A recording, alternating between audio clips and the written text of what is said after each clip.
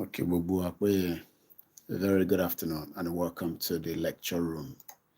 It's Koiki Media, bringing the world closer to your doorstep. In the 23rd of October, 2023, ẹ jẹ́ ká tún jọ dára wa lẹ́kọ̀ọ́ nípa èyí tí a tún fẹ́ sọ ní èní. Mo fẹ́ kí gbogbo wa kí ẹ bá wa ká lọ nínú ètò náà. Mo kí gbogbo wa pé ẹ káàsán, ẹ dẹ̀ káàbọ̀ sí orí ètò Koiki Media. Ètò kan tí ó ń dáni lẹ́kọ̀ọ́ nípa ìtànpè ní self-determination, tí ọ̀pọ̀lọpọ̀ ń béèrè pé kí ló ń pè bẹ́ẹ̀ àti pé ọ̀nà wo gan ni a fi gbà kí self-determination táwa náà fẹ́ kó lè bọ́ sí. So mo fẹ́ kí gbogbo wa ká tún jọ jókòó ká dára wa lẹ́kọ̀ọ́. Ọ̀pọ̀lọpọ̀ èèyàn kò mọ oríṣiríṣi ìdí tí àwọn ìlú kan ṣe ń ṣe dáadáa, tí àwọn ìlú kan ò ṣe dáadáa. Àwọn ìdí yẹn làwa fi ń ṣe ètò. So ní ọ̀sán yìí, I have probably an hour or two, but we see how far we can go.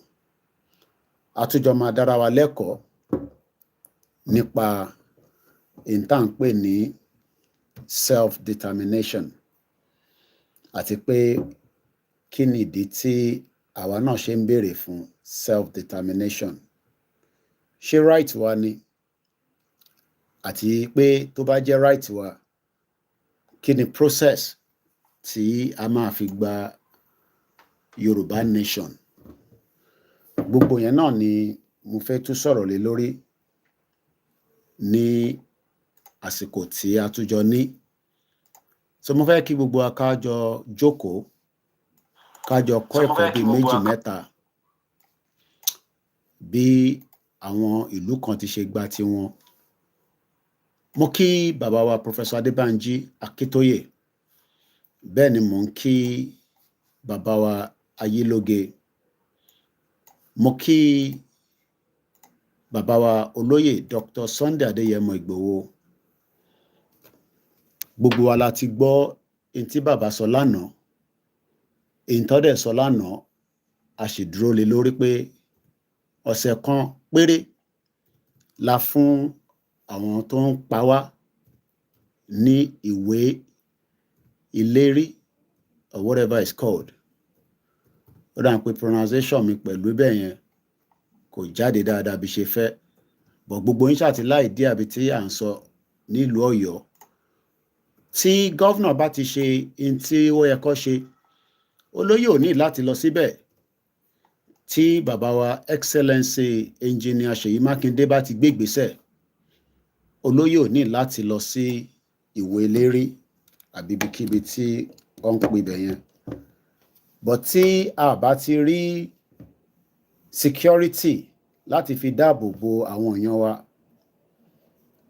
a jẹ́ pé bàbá wa olóyè Ìgbòho wá gbé ìgbésẹ̀ lé lórí.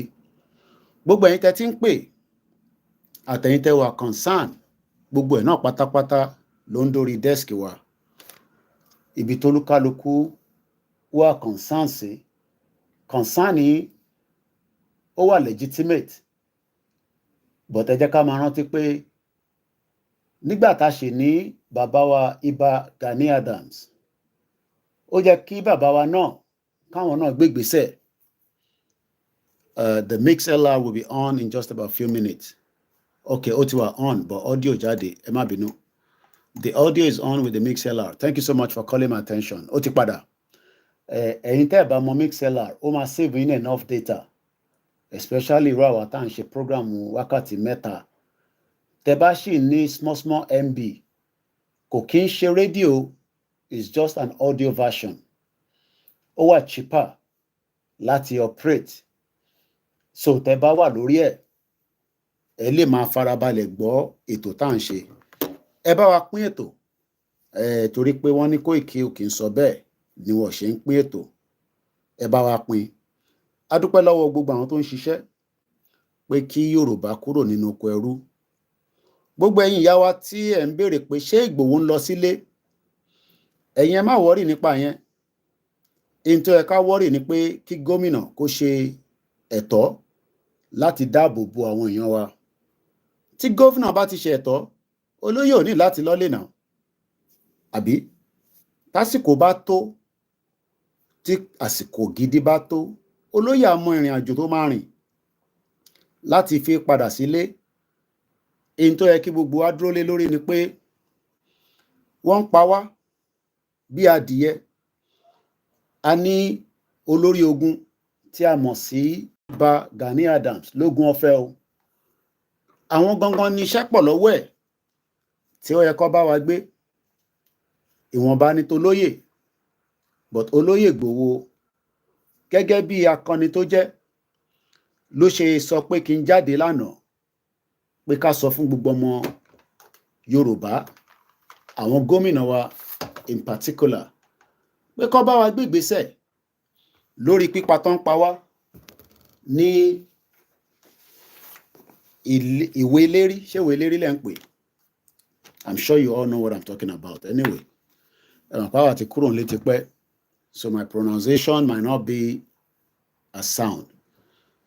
So olóyè Ìgbòho akọni ọkùnrin ni, àmọ́ ká dúpẹ́ fún àwọn mọ̀lẹ́bí ẹ̀ torí pé tó bá sọ pé no, no náà ni. Tó bá dẹ̀ sọ pé yes, yes náà ni. Lótìtọ́ gbogbo wa la fẹ́ kí olóyè kó wà níbi tó wà presently, which is a very good thing for every one of us. A fẹ́ máa gbọ́ pé olóyè ẹ má bínú, there's a lot of movement. A fẹ́ adjust gbogbo ẹ̀ torí position wa nígbà míì. Ẹ má bínú pé mo lárí yín mọ́lẹ̀ ẹ̀yin tẹ́ wà ní bíbá. Apology pé mo lárí yín mọ́lẹ̀. Ara pé a ní kọ̀mpútà tó ń ṣe iṣẹ́ gbogbo tí ẹ kó ṣe. So that means a máa ń gbé device yẹn. I have a laptop, but the laptop is not working with the full kind of tí mo fẹ́ kó ṣe. So but mo gbọ́dọ̀ wá sọ pé torí mo ní system tí mo fẹ́ kó ṣiṣẹ́, tí mo fẹ́ kó ránṣẹ́. So for now, ìtì bá ní náà la máa manage. As long as tí Koiki bá ti ń sọ̀rọ̀, tí gbogbo yín bá ti ń gbọ́, ìyẹn náà ló matter jù àbí? Kó kéré ní tó kù. At least tí bá ti lè gbóhùn síta, bó jẹ́ èyí tí mò ń ṣe ni àbólóyè bá rán mi níṣẹ́. Gbogbo yín pátápátá tẹ́ ti sọ pé ṣólóyè ń lọlé ni Koiki, ìbólóyè ṣẹ̀ jáde ní bla bla bla, gbogbo ẹ̀ náà láti gbọ́. Gbogbo ẹ̀yin tí ẹ dẹ̀ ń fún wa ní ìmọ̀ràn, ẹ mọ̀ pé èmi máa ń like feedback, but like I said, we stand on the 1 week ultimatum ta fún àwọn Fulani terrorists. That 1 week is still valid. Tá bá wá rí progress pé there's no need for Loye to go, then there's no need. But for now, the 1 week ultimatum stand as it is. Kí Ìbà Gani Adams káwọn náà gbé ìgbésẹ̀. Wọ́n ní àwọn tó pọ̀ lọ́wọ́ tó jẹ́ àwọn ọmọ OPC. Let him also put things in place. So mo fẹ́ start the Twitter space. Ẹ darapọ̀ mọ́ wa lórí Twitter. Koiki Media ni mò ń jẹ́ lórí Twitter. I have a good number of followers on Twitter, but ìdajì àwọn tó ń tẹ̀lé wa lórí Twitter, whether we like it or not, they are Biafrans. Gbogbo tí bá dẹ̀ tweet, lọ́n retweet. I don't have to tell them. I need 33,000 followers on Twitter. 15,000 of those are Biafrans that also want self-determination. So tẹ́ bá wá ń sọ fún mi pé kí ni ó kan Yorùbá àti Biafra, irú èmi kọ́ lẹ máa bá sọrú ẹ̀ torí pé information tí mò ń fi síta àwọn Biafra wà lára àwọn tí wọ́n ń jàǹfààní ẹ̀ tó pọ̀ tẹ́yìn náà bá feel pé ẹ fẹ́ kó rí bẹ́ẹ̀ ẹ jẹ́ ká increase number tó wà lórí Twitter gbogbo àwọn kìíní ìkùnkùn ṣe pà ń gbowó lórí ẹ̀ so tá bá ní kẹ́ tẹ̀lé wa fáǹfààní gbogbo yín náà ni so but tí ẹ bá tẹ̀lé wa tí àwọn Biafra dẹ̀ ń follow tí mò ń ṣe then you don't have the right to criticize it and that's why I said èmi àtàwọn Biafra alẹ̀pá bí ṣúgà ni mo rí àwọn tó máa ń kọ oríṣiríṣi Biafra àwọn Igbo ló bà regional government jẹ́ gbogbo yẹn ìtàn lẹ́ ń sọ yẹn o story ni o àwọn málà fi gbalẹ̀ mọ́ yín lọ́wọ́ nísìn ẹ̀rí nǹkan kan ṣe sí yẹn àwọn Fúlàní gbalẹ̀ mọ́ yín lọ́wọ́ ẹ̀rí nǹkan kan ṣe sí yẹn but ìtàn Azikiwe Ojukwu ń gbé ogun bọ̀ ní Lagos State ó ti dé ọ̀rẹ́ ìyẹn lẹ gbé dání gbogbo yẹn kò kàn mí o problem tí èmi ò sí láyé ìgbà yẹn gbogbo ẹ̀yin tẹ́ ń kọ narrative yẹn gbogbo ẹ̀ là ń rí especially ẹ̀yin Yorùbá kọ̀ọ̀kan ẹ máa ń fẹ́ gbé yẹn jáde Fúlàní gbalẹ̀ mọ́ yín lọ́wọ́ nísìn ẹ rí nǹkan kan ṣe sí but tó bá jẹ́ pé àwọn ọmọ Ìgbò ẹ máa ránṣán but Fúlàní ti gbalẹ̀ mọ́ yín lọ́wọ́ Tinubu ti tà yín dànù bí Ọbásanjọ́ náà ṣe tà yín dànù ẹkúkú tí Ọbásanjọ́ náà ọmọ Fúlàní ní àbí ọmọ Haúsá àbí ọmọ Ìgbò whatever but the reality is àwọn ọmọ Ìgbò fi lọ tẹ́ bá mọ̀ pé àjọṣe wa àti àwọn Ìgbò kò wọ́ọ̀kì mọ́ then kólúkálukú máa lọ́nlọ́ ẹ̀ ká lè rí ìsinmi láàrin ara wa bọ́ gbogbo pé mo rí yàn kan náà èmi ò ní mention orúkọ àwọn platforms yẹn tọkọ episode rẹpẹtẹ ẹ máa ń fi rán wa létí pé ẹ̀yin tẹ́ ń bá ọmọ Ìgbò ṣe ẹ wà careful èyí tá à ń báyìí náà ṣe ń kọ́ ṣé kò jẹ́ ká wà careful ẹ̀yin ọmọ Yorùbá ìbáwa náà la jẹra wa lẹ́sẹ̀ àbẹ́ àjẹra wa lẹ́sẹ̀ ni à ń jẹra wa lẹ́sẹ̀ náà but ẹ fẹ́ jẹ́ kí a play narrative pé torí regional government tí wọ́n bàjẹ́ òun ló sì fún wa ní setback ṣé láti ìgbà yẹn náà àìtí ìrọmọ ok ṣé nígbà tí Tinubu ti débẹ̀ as an example kí ló tẹ̀kì Tinubu láti declare regional government kólúkálukú máa lọ but kò ní ṣe yẹn torí pé irọ́ ti pọ̀ jù a fi òtítọ́ sílẹ̀ a máa lé regional government tó ti wà destroy láti 1960 something narrative yẹn lẹ́sìn fi máa play èmi ò mọ́tẹ́lòmíì èmi personally not even as body of any Yoruba nation personally ibi táwọn ọmọ Ìgbò bá ń lọ mo tẹ̀lé wọn nítorí pé kí ni we are now in a new generation in tó ṣẹlẹ̀ níjọ́ náà lọ́hùn kò sẹ́ni tó lè sọ pé àwọn òyìnbó wọn ní interference pẹ̀lú whatever happened tí regional government fi bàjẹ́. That is not the conversation for today. That is just to remind you that Koiki Media tẹ́rí mo dúró mo lẹ̀pa bí ṣúgà pẹ̀lú àwọn Biafra ìwọ ló lè máa ní ẹ̀dìkì pẹ̀lú ẹ̀ òkúkú lè nà mí ó dẹ̀ lè mú mi ó lè dá mi mú the least ẹ lè ṣe ni pé kẹ máa rán oríṣiríṣi spiritual attack ẹ lè dá mi dúró ní UK torí pé in tí mo gbé dání ní UK self determination ni òyìnbó mọ̀ wọ́n mọ̀ pé tèmi gbé dání self determination kò ní kankan ṣe pẹ̀lú terrorist so gbogbo pé ẹ ní problem pẹ̀lú àwọn Ìgbò abẹ́tà kẹjẹ́ ká ronú wa dáadáa kò ń ṣe Ìgbò nìkan ló fẹ́ gbalẹ̀ mọ́ yín lọ́wọ́ Chinese wà nísàlẹ̀ nísìn tó ń wa gold yín ẹ̀rí kankan ṣe sí ọ̀lẹ́ẹ̀dì yín ẹ̀rí wọn àfi kẹ máa wá kẹ máa attack àwọn Ìgbò gbogbo state ilẹ̀ Yorùbá nísìn àwọn àjòjì wà níbẹ̀ tó ń destroy territory yẹn on a daily basis but ibi táwọn Ìgbò wà láàrin ilẹ̀ Yorùbá ìyẹn nìkan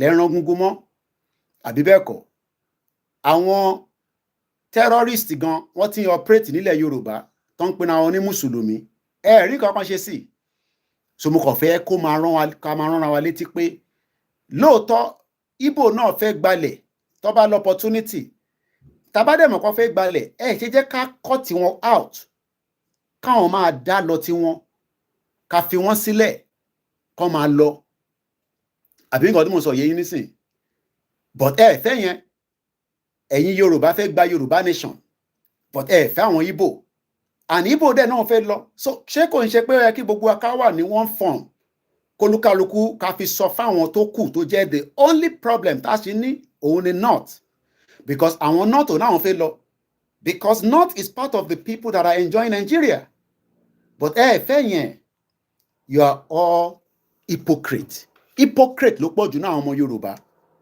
àwọn málà tó di Nàìjíríà mú Sultan of Sokoto mọ́ wa lórí Yèyé Dára lánàá alàgbà kan pè wọlé láti Sokoto ó ní gbogbo àwọn politicians ní lọ́mọ wa ń dọ̀bálẹ̀ èmi kúkú ti sọ yẹn fún yín tẹ́lẹ̀ ẹ mọ̀ pé gbàtẹ́yẹ pé mi mò ń sọ̀rọ̀ ẹ mọ̀ pé ẹnu tèmi máa ń rùn àbí bẹ́ẹ̀ kọ́ nígbà tèmi sọ fún yín pé Sultan of Sokoto ló ń control Nigeria on behalf of àwọn òyìnbó nígbà yẹn gbọ́ but tó bá ti jọ́rọ̀ àwọn Ìgbò ìyẹn lẹ́ẹ̀ máa lẹ̀ dímọ́ bí ṣúgà ẹ máa lẹ̀ dímọ́ you know because àwọn tẹ́lẹ̀ lẹ̀ dímọ́ nìyẹn lè lẹ̀ dímọ́ Haúsá lè lẹ̀ dímọ́ Fúlàní ìyẹn náà lọ ṣe ń fi àdá wá ṣayín lọ́wọ́ wá pa yín dànù Ìgbòho wá sọ pé òun ń bọ̀ ẹ wá tún sọ pé kígbòho má tí wá o kó má tí wá o kó Ìkẹ́ má jẹ́ kígbòho tí tá bá mọ̀ pé Ìgbòho ò ní wá ẹ sọ fáwọn gọ́vnà yín kó ṣe the needful kó wá bó ṣe máa fi ìdáàbòbò sílẹ̀ Yorùbá tó bá ti ṣe yẹn then tó bá máa ṣẹlẹ̀ máa ṣe padà ṣẹlẹ̀ náà ni èmi kúkú ti sọ fún yín mo sì dúró lé lórí ọ̀rọ̀ Yorùbá nation tá gbé dání a máa play gbogbo diplomacy a máa play gbogbo nǹkan pè ní diplomacy we haven't done a lot of diplomacy níta ṣe ń ṣe warm up and warm up but we have to be united we have to remain strong and we must not lose focus a gbọ́dọ̀ dúró tán pé a fẹ́ lọ tá bá ṣe diplomacy a máa negotiate láti exit Nigeria tí gbogbo yẹn bá wá fail tí a rí ṣe lọ́nà yẹn then gbogbo ẹ̀ máa dàrú ṣe rí dídàrú yẹn ó máa wà painful ibẹ̀ ni mo ti fẹ́ wọnú agbami ètò ti ọ̀sán yìí lọ dídàrú tí mò ń sọ yẹn ẹ máa gbọ́ tí Sowore ń sọ pé revolution Sowore mọ mínìní tó ń sọ nítorí pé Sowore is a very very highly educated man ó mọ̀ pé tí gbogbo ẹ̀ ò bá dàrú ẹ lè tún kọ sórí ẹ lè tún jack shit tó nínú Nàìjíríà yẹn jack shit ni mo sọ ẹ bá ṣe election ọdún mẹ́rin gbogbo pé Supreme Court máa yọ Tinubu yẹn ìrọ̀lẹ́ ń pa wọ́n lè yọ Tinubu wọ́n kàn máa ka gbogbo ẹ̀ títí wọ́n á ní àwọn wò síbí àwọn wò sọ́hùn Tinubu náà ló sì jẹ́ president ó lè wá farayọ̀tò ó lè fa anarchy I don't know because èmi ò ń ṣe part of PDP mo dẹ̀ ń ṣe part of Labour Party but tí nǹkankan tí kò bá rúgbó mo kí Easy Dollar mo kí ìyá tó bí mi lọ́mọ mo kí gbogbo èèyàn tẹ́ ń wọlé tí kò bá rú igbó kó rú igbó bí a ṣe máa sọ̀rọ̀ náà lélẹ̀ ọ̀rọ̀ yìí náà ló ti ń sọ láti 99 2000 99 2000 2001 2 3 4 títí di wákàtí 24 years láti fi ń sọ̀rọ̀ because àwọn Yorùbá ò fẹ́ ìtàjẹ̀ sílẹ̀ but a fẹ́ a flourish country àwa náà fẹ́ travel ẹni tó bá ráyè travel àwa náà fẹ́ gbádùn but a fẹ́ pain àbí bẹ́ẹ̀ kọ́ without pain a lè lọ kúrò sínú a máa wà nínú Nàìjíríà lóòótọ́ àwọn bàbá kan gbàdúrà wọ́n fi ojoojúmọ́ ṣe àdúrà pé kí Ọlọ́run ọba Elédùmarè ní ti Jésù Kristi ní ti ànábì Muhammad sallallahu alayhi wa sallam kí ara náà lọ but àwa gangan tí ó ń dùn wá lọ́kàn pa fẹ́ kúrò ní Nàìjíríà we must prepare for the pain. Tẹ́ ẹ bá fẹ́ pain we are not going anywhere we are just going to sit here and we'll be talking we'll be doing analysis and all that but nǹkan kan ni pé ẹ lè dá àwọn ọmọ Ìgbò dúró àwọn ọmọ Biafra ẹ lè dá wọn dúró. Tí Biafra bá ti sọ pé ó ti yá náà ni o, they are going. No one of us can stop them. Wọ́n kó ọ̀pá jáde, wọ́n kó ìrèké jáde, kìnnìkan ìntọ́ lè fi defend ara wọn nìyẹn. According to the international law, you have the right to defend yourself. Kí lẹ rò pé àwọn Amẹ́ríkà ṣe ń ra ìbọn? Because ìbọn ń ṣe entirely mention. Ibi báyìí ò ń ṣe violent place. Ibi báyìí àwa ò ń create violent ní ibi báyìí. But ní Amẹ́ríkà, àwọn tó wà tó ń wọ̀n mí l'Amẹ́ríkà nísìn, gbogbo wọn ló níbọn. They have the right to defend themselves. Tó bá wọnú ilé èèyàn kan l'Amẹ́ríkà, ó ní right láti yìnbọn fún ẹ. Because kí ló wá ṣe nínú ilé ẹ̀? Kí ló lọ ṣe nínú ilé ẹ̀? So àwọn ọmọ Igbo tẹ́ ń rí yẹn, àwọn Biafra Liberation Army tẹ́ ń rí yẹn, gbogbo fídíò tẹ́ ń rí yẹn, kò ń ṣe movie o. Kò ń ṣe movie. Ìwọ lè máa bínú pé mo rí yẹn kan náà, ẹ̀yin bomb bastard. Ó wà l'Amẹ́ríkà, ó wà nínú Navy, ọmọ Yorùbá ni. Ó wá sórí Instagram mi. Ẹ ń sọ̀rọ̀ sáwọn àwọn Biafra, ẹ ń sọ̀rọ̀ sí wọn. Come and burn Nigeria down. Ṣé Nigeria ò ti burn? Nigeria ti wà burn already. Ó kọ̀ yẹ pé kò tí burn débi ashes. Nígbà tẹ́ bá di pé ẹ rí oúnjẹ jẹ, tí ìyà wọnú agbárí yín dáadáa, èmi kọ́ ni máa sọ fún yín. Ẹ kàn máa jáde one day tẹ́ máa sọ pé no, enough is enough. Àgbàmọ́. Gbogbo pé Biafra kó ìrèké jáde, wọ́n kó àwọn ọmọ ogun jáde. Oh yes, kò ń ṣe movie o. They are serious and they are ready to go. Tàbá wá mọ̀ pé àfẹ́jẹ́ kọ́ jà pẹ̀lú wa, àwa kọ́ ló kúkú fẹ́ bá jà. Government ló ní negotiate pẹ̀lú. Tí government ò bá dẹ̀ gbọ́ negotiation Biafra, ẹ lọ gbà bẹ́ẹ̀ ó máa dìjà. Tó bá dẹ̀ ti dìjà, tó bá ti ń sọ̀rọ̀ ní United Nations, it's going to be between Biafra and the federal government. It's not going to be between Biafra, Yoruba, and the federal government. No. Anytime tí wàhálà bá ń ṣẹlẹ̀ anywhere in the world, ìlú méjèèjì àbí àwọn méjèèjì tó bá ń jà nìkan ló máa ń sọ̀rọ̀ lé lórí.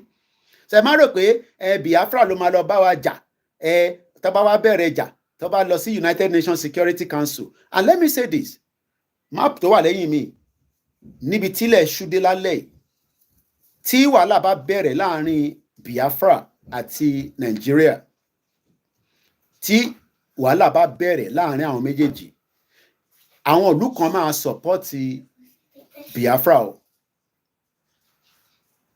Ẹ gbà bẹ́ẹ̀ o. Àwọn ìlú kan máa sọ̀pọ́tì wọn. Ẹ má rò pé àwọn ìlú kan ní sọ̀pọ́tì wọn. Britain ò bá má sọ̀pọ́tì wọn kò matter. But ṣé probability wà pé Finland tá à ń rí, ṣé wọ́n máa sọ̀pọ́tì Biafra? Mo ń mẹ́yẹ bọ̀ lápò. Mo ń debrief yín kẹ́ lè bá ní understanding ìtàgbédání. Ẹlòmíràn ní understanding. Yorùbá Nation náà lórí social media. Yorùbá Nation náà. À ń tanra wa. Ó máa di gbòs. Ó máa dórí M1. Bó kó tó dórí M1 ni àkọ́kọ́ gbọ́dọ̀ ṣe ọ̀pọ̀lọpọ̀ iṣẹ́. Òun là ń ṣe lọ́wọ́lọ́wọ́ yìí. Creating of awareness. Títí kan òru àná, mo sì ṣèpàdé pẹ̀lú àwọn ìlànà US. Mo kí gbogbo yín bàbá wa níbẹ̀. Meeting yẹn ní UK time was 12 midnight. Kódà mo ti wà nínú robe mi nígbà tí mo ṣáà make sure pé because I was invited láti wá bá wọn sọ̀rọ̀. Lára sacrifice tá à ń fi sílẹ̀ nìyẹn. But nínú sacrifice, be careful. Go and call sister. Nínú sacrifice tá gbé dání, òun ni pé àwa kan ń ṣàìsùn. Ẹ lè wá expect gbogbo wa ká wà nínú Nigeria at the same time. Kò possible. Koiki ò lè jókòó sí abroad kó máa sọ pé ó fẹ́ gba Yorùbá. Àwọn ẹ̀ṣà rí àwọn Israel bó ṣe gbàlú. Àwọn diaspora àwọn ló náwó tó pọ̀ jù. Àwọn diaspora tó wà níta, àwọn náà máa ṣe the financing aspect of movement. But tó bá wá náwó tó nọ́ra tẹ́yìn òṣìpá, ẹ wá fẹ́ fi wá ṣe cash cow. Tamano ti yá, Koiki ó ti yá, gbogbo yẹn in disguise. Ṣé rí gbogbo ìta ti ṣe ní 3 years ago yẹn, gbogbo yẹn kò lè work mọ́. Tá bá ti sọ pé ó ti yá, ó bá máa rówó mọ́tò wà á rìn débi tá a bá sọ pé ó ti yá yẹn tó bá jẹ́ pé ó dùn ẹ́ lóòótọ́ Mr. Koiki àfẹ́gbà mọ́tò 200 gbogbo yẹn fàbú ni ó lè ní gbogbo yẹn ìtàn pè ní movement kan nìyẹn because tí serious èmi ò ní mo ní raise owó kankan pé wọ́n fẹ́ gba mọ́tò ẹ máa fẹsẹ̀ rìn dé bẹ́ẹ̀ because ìdí tí bàbá Akíntóyè ṣe sọ nígbà yẹn ni pé ká dúró lójú kan but nítorí pé ẹ mọ̀ pé tá a bá ti ní kẹ́ lọ sí Lagos a máa send owó mọ́tò sí yín mo ti sọ̀rọ̀ lórí pé tó bá jẹ́ pé Lagos láti máa bẹ̀rẹ̀ rìn dé Lagos nobody is gonna send any money owó tá a máa fẹ́ send sí ilé òun ni owó other things that is not for public consumption Koiki send owó mọ́tò sí wa bomb bastard mo send owó mọ́tò sí anybody tó olúkálùkù bá ready àjọ jáde tẹ́ ẹ̀ bá ready àwọn àtàwọn ready àjọ jáde kò kúkú ṣe gbogbo èèyàn náà lójọ máa jà láti sọ pé a fẹ́ gba ìlú but we will defend the women and the children but ti the stage yẹn Mr. Koiki ẹ bá wa raise owó ẹ bá wa raise bomb bastard àìmọye owó tá a raise ní January ẹ fi mí ẹlòmíì ṣìnà ló fowó yẹn ṣe gbogbo yẹn nonsense ṣáà ní gbogbo 3 years tá a ṣe yẹn gbogbo yẹn kò ní work out o a ṣẹ̀ṣẹ̀ bẹ̀rẹ̀ another strategy tẹ́ bá ti ready gbogbo yín máa jáde èmi dẹ̀ sọ fún yín pé tẹ́ bá ti ṣe tán pé jáde 72 hours máa bá yín nísàlẹ̀ 72 hours ni ó pẹ́ jù nìyẹn that means pé bóyá bí airport ti block ní Nàìjíríà mo máa láti lọ gba airport mi wọlé ìyẹn mo ṣe sọ pé 72 hours mo fi Ọlọ́run tó ní mí mo fi búra 72 hours mo máa dé ìsàlẹ̀ láti wá darapọ̀ mọ́ yín èmi ò ń ṣe mídíà tó máa jókòó sí àwọn tó máa ṣiṣẹ́ máa wà nínú ilé lẹ́yìn but èmi máa darapọ̀ mọ́ yín confam Ìgbòho máa darapọ̀ mọ́ yín but ẹ̀yin gangan máa jẹ́ ká mọ̀ pé ti ready Mr. Koiki ẹ send owó sí wa bomb bastard revolution won't send owó sí anybody olúkálùkù mama ìtẹ́ máa jẹ́ wà nínú Nàìjíríà oyè yín tí mo sọ ìtẹ́ olúkálùkù wa máa jẹ àti ìtẹ́ máa lò inú Nàìjíríà ló wà Mr. Koiki a máa ra kinní kan ìrọ̀lẹ́ ń pa olè ní gbogbo yín gbogbo yẹn ti ṣe for 3 years nobody's gonna do all that nonsense anymore owó ta need nísìn owó awareness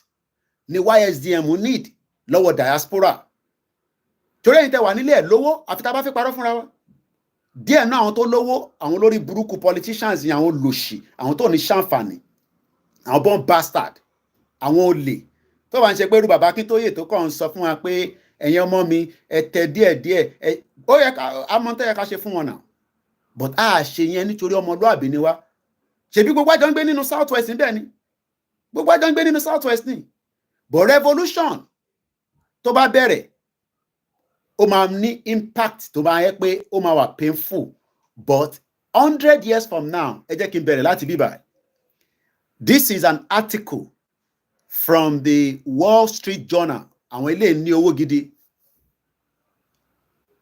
àbọ̀rọ̀mọ̀yé nísìn so they are a strong media tó bá ń gbọ́ the Wall Street Journal gbogbo àwọn ilé ìkẹrì wọ́n máa ń control narrative wọn ni àwọn tó ní àwọn medias yẹn wọn ní bá yín sọ̀rọ̀ tá à ń sọ yìí bó tó bá dé stage ibi tó dé kókó àwọn ọlọ́mọ máa pè wá pé kí ló ń ṣẹlẹ̀ 100 years after independence Finland is flourishing tó bá mọ Finland ibi tí Simon Ekpa wà ló ń pè ní Finland I like Simon Ekpa I like tó ń ṣe bomb bastard wèrè tá ló bá like like Simon Ekpa but ó like àwọn politicians yìí tó ń fìyà jẹ yín wèrè mo tẹ́ mọ́ bẹ́ ṣe ń ronú gan sef èèyàn ń jà pé kí ayé wa lè dá kó dàbí ti Finland ẹni ẹ̀ láìkẹ̀ ó náà máa bọ́ Nàìjíríà dáhùn ìgbà Nàìjíríà ò tí ṣe Nàìjíríà ìlú burúkú àwọn ọmọ rí ni 1,450 lówó Bishop Adesina ń sọ ní some months ago wọ́n náà ṣe business ni wọ́n ní rúbà yẹn business ni tó bá jẹ́ pé ìwọ rí orí Mark Zubiga orírí àbí Mark Zubiga àbí kí ló ń jẹ́ ẹ tó ní Facebook kí ló dé tó wọ́n á fi gbogbo information ẹ tó fi register sọ́dọ̀ ẹ̀ á náà fẹ́ gba telephone number òun náà ló ní Instagram òun ló ní WhatsApp ó mọ̀ pé òun ló ní ẹni tó ní Facebook ló ní mẹ́tẹ̀ẹ̀ta yẹn ó ti collate gbogbo data wa data lọ fi ń jẹun nísìn ọ̀dẹ̀ òmùgọ̀ pọ́n bastard data lọ fi ń jẹun data ló lówó ẹ kó data yín, ẹ kó fún Facebook, ẹ kó fún Instagram. Wọ́n ní kàn ṣe rúbà, wọ́n ní wọ́n fẹ́ máa fi ṣe business. No, kí ni kò ń ṣe business láyé? Gbogbo nǹkan ní business. Wọ́n ní Bishop Adesina yẹn ó ti lọ set up rúbà, owó yín nísìn. Ẹni tó ní 1 million ní 3 months ago ní Nàìjíríà nísìn, tó tọ́jú owó yẹn sínú bank, owó yẹn ó ti reduce. Ẹja play anthem. I'm in the spirit today. But then play anthem here. One bastard. Shut up. Ẹ jẹ́ mo yóò yà. Ṣé orí ilẹ̀ ẹ ṣì ń bẹ orí ara yín àbí? Tó bá yá gan sef, orí ní kọ́kọ́ lẹ máa bẹ́, kọ́lọ̀ foríjì ìkànnà àwọn mother wa kan, grandmother, wọ́n kú nílùú yìí ní ìjọ Thursday. Mo ní dárúkọ sister wa yẹn, but sister wa yẹn wọ́n lè máa wà pẹ̀lú wa lórí YouTube, but mo ní dárúkọ wọn. Mo máa ń dárúkọ wọn ní gbogbo ìgbà, but for now I will not. I will just keep it because it's now mo ti bá wọn sọ̀rọ̀. Kọ́lọ̀ kó foríjì ìyá yẹn. Mo ní tí kò ń ṣe pé ń gbókù lọ sí Nàìjíríà, wọ́n ní gbókù lọ Nàìjíríà kọ́ sí òkú tán káwọn wọ plane kọ́ máa padà bá wọn lórí burúkú. Tí bá ń bú àwọn èèyàn kò ń ṣe ìtẹ́wà lórí platform ni mò ń bú o, ẹ gbọ́ mi dáadáa o, torí ẹ ń gbọ́ Yorùbá dáadáa. Tí ta bá ti ń sọ̀rọ̀ báyìí ní sẹ́mà ní kí máa wò bọ̀bọ́ ìbò ṣe ń bá ya sọ̀rọ̀, ẹ̀yin kọ́ ni mò ń bá sọ̀rọ̀. Because ẹ̀yin ọlọ́pọlọ là ń bá sọ̀rọ̀ ní bíbáyìí. Àwọn ọmọ àlè Yorùbá tó sì ń sọ fún wa pé Nàìjíríà máa da, ẹ̀yin bọ́n bastard, Nàìjíríà máa da, lọ́dún wo ló fẹ́ da? Ìjọ la máa jókòó ti ràtìràtì ta máa send owó sí Nàìjíríà. Ìjọ la fẹ́ máa ṣe gbogbo yẹn dà ká máa send owó sí sílé. So mo ní ṣé kò ń ṣe pé ń gbókù lọ Nàìjíríà, wọ́n ní òkú kẹ̀ ibẹ̀ láwọn máa sin sí, mo ní bẹ́tà ibi tíyàn bá kú sí náà ní kọ́ ya sin sí. Mo ní ọlọ́nkọ́lọ́n foríjì grandma ti gbé ayé tó da nílùú yìí. Àìmọye àwọn grandma tó wà Nàìjíríà nísìn ti sọ wọ́n dàjẹ́. Mo ní kọ́ gbókù lọ sílé nísìn kọ́ tó yí sẹ̀ padà báyìí gbogbo body part òkú yẹn ló máa yọ tán. Ṣé mo parọ́ ni? Àwa Yorùbá dẹ̀ là ń ṣe ritual. Ẹ má máa sọ pé Igbo náà lè máa ṣe, àwa là ń ṣe ritual dù. Ẹ ń wọ́wọ́ jìjì. Ẹ wọ́wọ́ jìjì àbí? No problem. Ẹ já play anthem àkàtọ́ máa tẹ̀síwájú. Mo kẹ́yìn àgbàlagbà, mo kẹ́yìn ọmọdé, mo kí arúgbó, mo kí omidan, mo kí gbogbo ibi tó ń pè ní ilẹ̀ Yorùbá, mo kí gbogbo àwọn ọba, mo ṣí fìlà fún yín bí tẹ̀ ṣí fìlà, mo kí yín. Ìgbòho ti ní àwọn ọba wa ká fi wọ́n sílẹ̀. Èmi àti olóyè àti sọ̀rọ̀ lẹ́ẹ̀mẹ́ta. Olóyè ṣó ń bọ̀ Nàìjíríà ní kíníkan ẹ̀yẹ fi yẹn sílẹ̀. Ẹni káwọn gọ́vnà kọ́ ṣe the needful. Ẹni káwọn gọ́vnà wa kọ́ ṣe the needful. Tó bá ti ṣe the needful kí lólóyè. Àwọn 1 million foot soldier olóyè ló wà nísàlẹ̀. 1 million ni mo sọ fún yín. 1 million olóyè foot soldier ló ń bẹ nísàlẹ̀. 1 million. Tólóyè bá dẹ̀ ti sọ pé ó ti yá, mo ti sọ fún, mo tún jẹ́ kó confirm ẹ̀ pẹ̀lú mi lénìí. Mo ní olóyè, mo ní ṣé mọ̀ pé tẹ́ bá ti sọ pé ó ti yá, àjọ ń lọ ni. Wọ́n ní bẹ́ẹ̀ ni Kóìkì. Coordinator ló máa ń pè mí. Ní bẹ́ẹ̀ ni. Tólóyè bá ti sọ pé ó yá, but ó yá yẹn àkọ́kọ́ máa ṣe kí ni, a máa re-strategize. Alhaji Bashiru ní kí n calm down. Báwọn gbádùn program yẹn lọ kí máa jẹ́ kí inú bí mi torí tí mo fẹ́ present. Mo tẹ̀ tí present tí mo fẹ́ present. Èmi àti bàbá yẹn sọ̀rọ̀ lánàá. Kódà èmi àti wọn àtolóyè àwa mẹ́tẹ̀ẹ̀ta. Ó kọ́ ẹ̀ pé nọ́mbà tí mo polóyè sí kò ń ṣe nọ́mbà tí mo fi pe Alhaji bẹ́ẹ̀ ni. Ṣé kí n fún ẹ nọ́mbà olóyè àbí kó lè máa fi fóònù máa disturb ẹ̀? Ó mọ̀ pé ó wà nù lọ́dọ̀ ìyàwó àtàwọn ọmọ ẹ̀. Kọ́ lọ bá ń dúró ti àwọn ìyàwó méjèèjì àtàwọn ọmọ ẹ̀. Kọ́ lọ bá fi wọ́n lọ́kàn balẹ̀.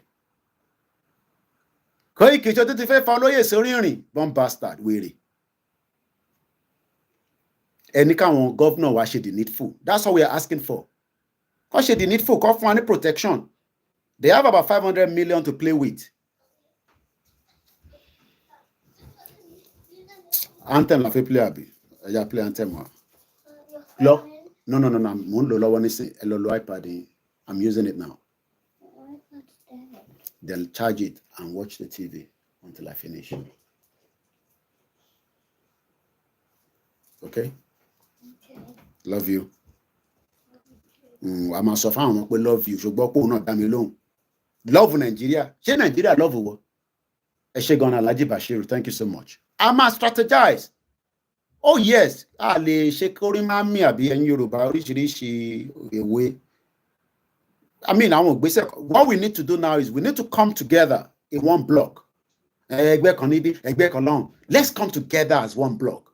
ó wà lára tèmi àti Alhaji Bashiru àtolóyè àwọn nǹkan tá a tún sọ lánàá ẹ̀mọ̀kàn yín díẹ̀. Let's come together. Ilé ń ṣe tiẹ̀, ilé ń ṣe tiẹ̀, ilé ń ṣe tiẹ̀.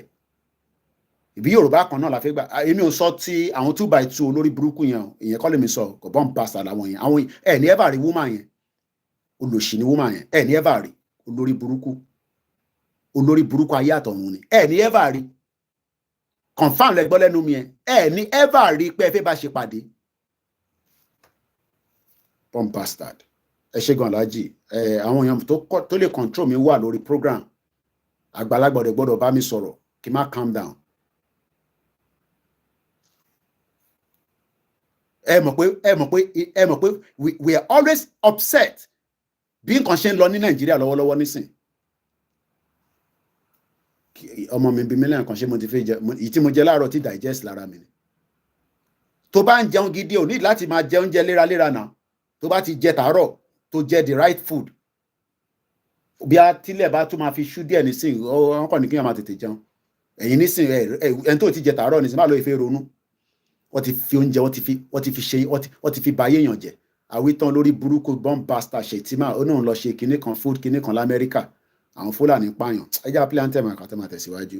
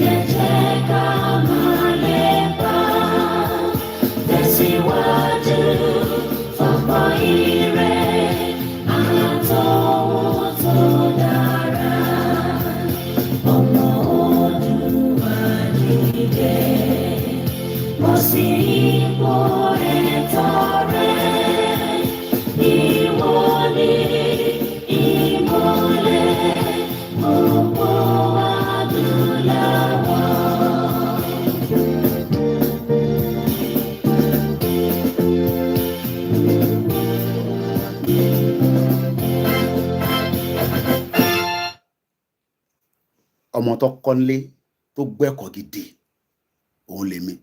Mo lèmi ni last man standing. Èmi mo mọ bí ṣe máa gbé kalẹ̀.